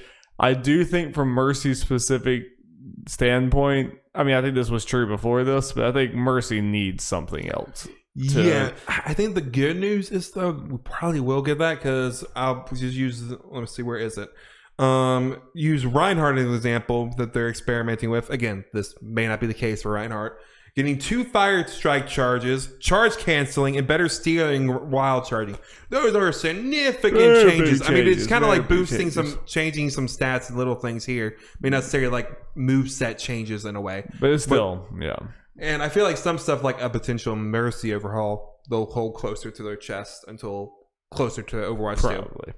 And yeah, I hope so, because I still just, I love and adore playing as her because the mobility and everything, and the like I've learned how to, I know exactly how to like sling myself away. I mean, it's something like, honestly, Mercy seems like such a basic character, and she is, but like her, like that whole movement thing is a special skill set that is very unique to Overwatch. Yeah. Like I know, I can't even explain how I know it, but I know exactly the right angles to launch myself in places. It's really fun to do.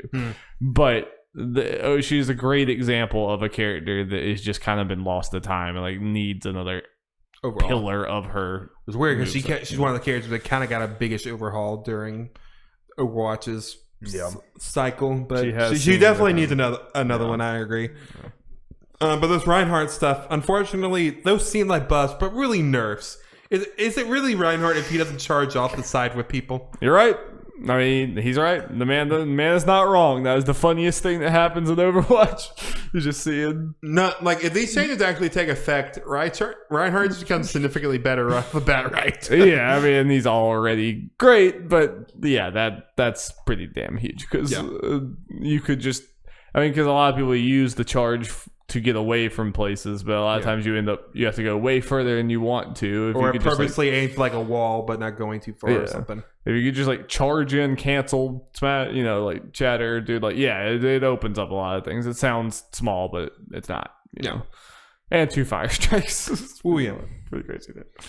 Yep. Hero missions are going to be a thing, which is just going to be a co-op PvP.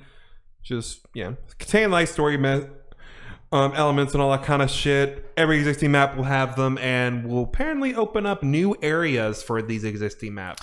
You thought King's Row was, the multiplayer thing all it was? Nope, this door will open up and you get a whole new section. So that is cool. That was a cool way to add new areas for these things, is to be like, like you open that door and go in there. That will be a weird experience to just these maps. I'm curious to potentially use this as like maybe an experiment to like maybe do alternate paths for like stuff, because it sounds like for this stuff, some of it is still like escorting the payload.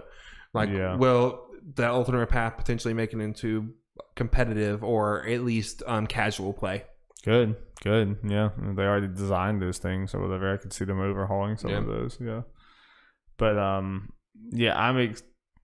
still very excited to see and to play the PvE stuff, that the co-op story mode stuff that we're going to be doing. And to see how what's designed specifically for that, and to see how that works as a game, because I mean, obviously there's a lot of effort being put into this. Certainly doesn't just the hero missions are different than the campaign, which is going to be something crazy. It's going to be cutscenes at the beginning and end of all shit.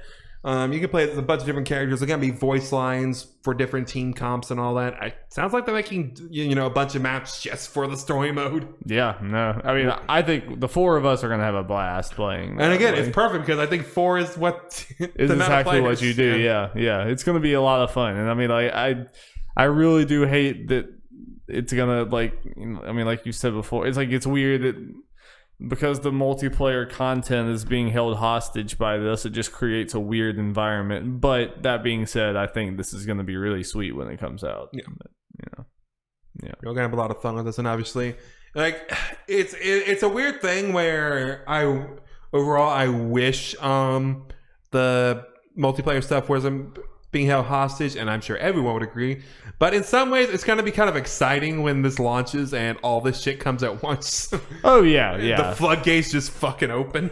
Yeah, definitely not worth putting the game down for 2 years, but yeah, like that first weekend when it's like we go into an Overwatch match in a new map with all new characters, because everyone's going to go play the new characters immediately. It's going to be tempting, like hopefully, like let's say this comes out on a Friday, I got a job that doesn't require me working on weekends or something, and that whole weekend is just jumping between multiplayer and single player. I mean, because the game that we're so intimately familiar with, so it'll be so kind of like shocking to be like, what are any of these abilities? What the hell is going on? All the new characters, all the new maps, the changes to people, let's say these Reinhardt changes are put into effect. It is not until Overwatch 2 launches, and that's the case for every character. It's going to be wild. It's going to be wild. But it certainly needs it. I mean, me and Alex jumped into Overwatch for a little bit today, and we both kind of was like, you want to play something else? I mean, we both, like, at the same moment, we're like, I don't know. I'm just it's like, that's bad if we're feeling that way in February. And, it's going to be another full year. But, there's plenty of other Well, the thing is, I think to be the more optimistic side about all this is, as far as that goes, it's a full year until it launches. Yeah, could get that sweet beta before. Man, we probably will. We most likely will sometime this year get the beta. Yeah. No, I was hoping we'd get that. Me too. Or at least even just a vague, learn more about the beta in the summer kind of thing. Now I'm expecting a fall, winter beta. If that happens, but, Overwatch 1's beta did last a little bit though, right? I think so. I know it's a different case from a whole new series launching to a sequel thing. Yes. Squeakle. Please. Overwatch the Squeakle. Yeah. Well, Alvin and the Chipmunk skin for Wrecking Ball. Do it. You cowards. Oh, God. And every time the ball rolls, it's just the human dude I never forget. It's just like, Alvin. Every time he rolls. Every single time. That won't get old. Never. I think that's a good way to end the podcast. There you go. We did it. Nailed it. Thank you guys so much. Make sure this Thursday, this man right here, twitch.tv/NerdsAlwaysGaming, Pyra Mythra. 9 a.m. Eastern time. 9 a.m. Eastern time. Be there. Watch me react to anime shit. Speaking of anime. Who else would you like? Who else would you? Oh, yeah. Speaking of anime. We're going to have a new anime show. I forgot the name of. Anime Gauntlet. Yeah, Nerd at Large Anime Gauntlet, where we watch a bunch of anime shows. We got our list compiled. We did a draft as far as what we're going to start. Each of us going to start watching, including Alex Boone. Alex Boone. Alex Boone's going to be joining us for the whole spring 2021 They're going to make me watch a lot of it. I'm going to double the amount of anime I've seen, and most of it's going to be bad. It is. Expect that draft video probably in the next couple weeks. Oh, yeah. Alex said he's down to record it tomorrow. So, sweet. But I'll have to do all my other stuff. So it's about that soon. Yeah. And that'll be beginning of April is when that whole... is when the animes start. Yep. So... Gonna be an adventure. Excited. There's some bad anime on my list. I'm scared. Okay, thank you guys so much. Peace. Senpai.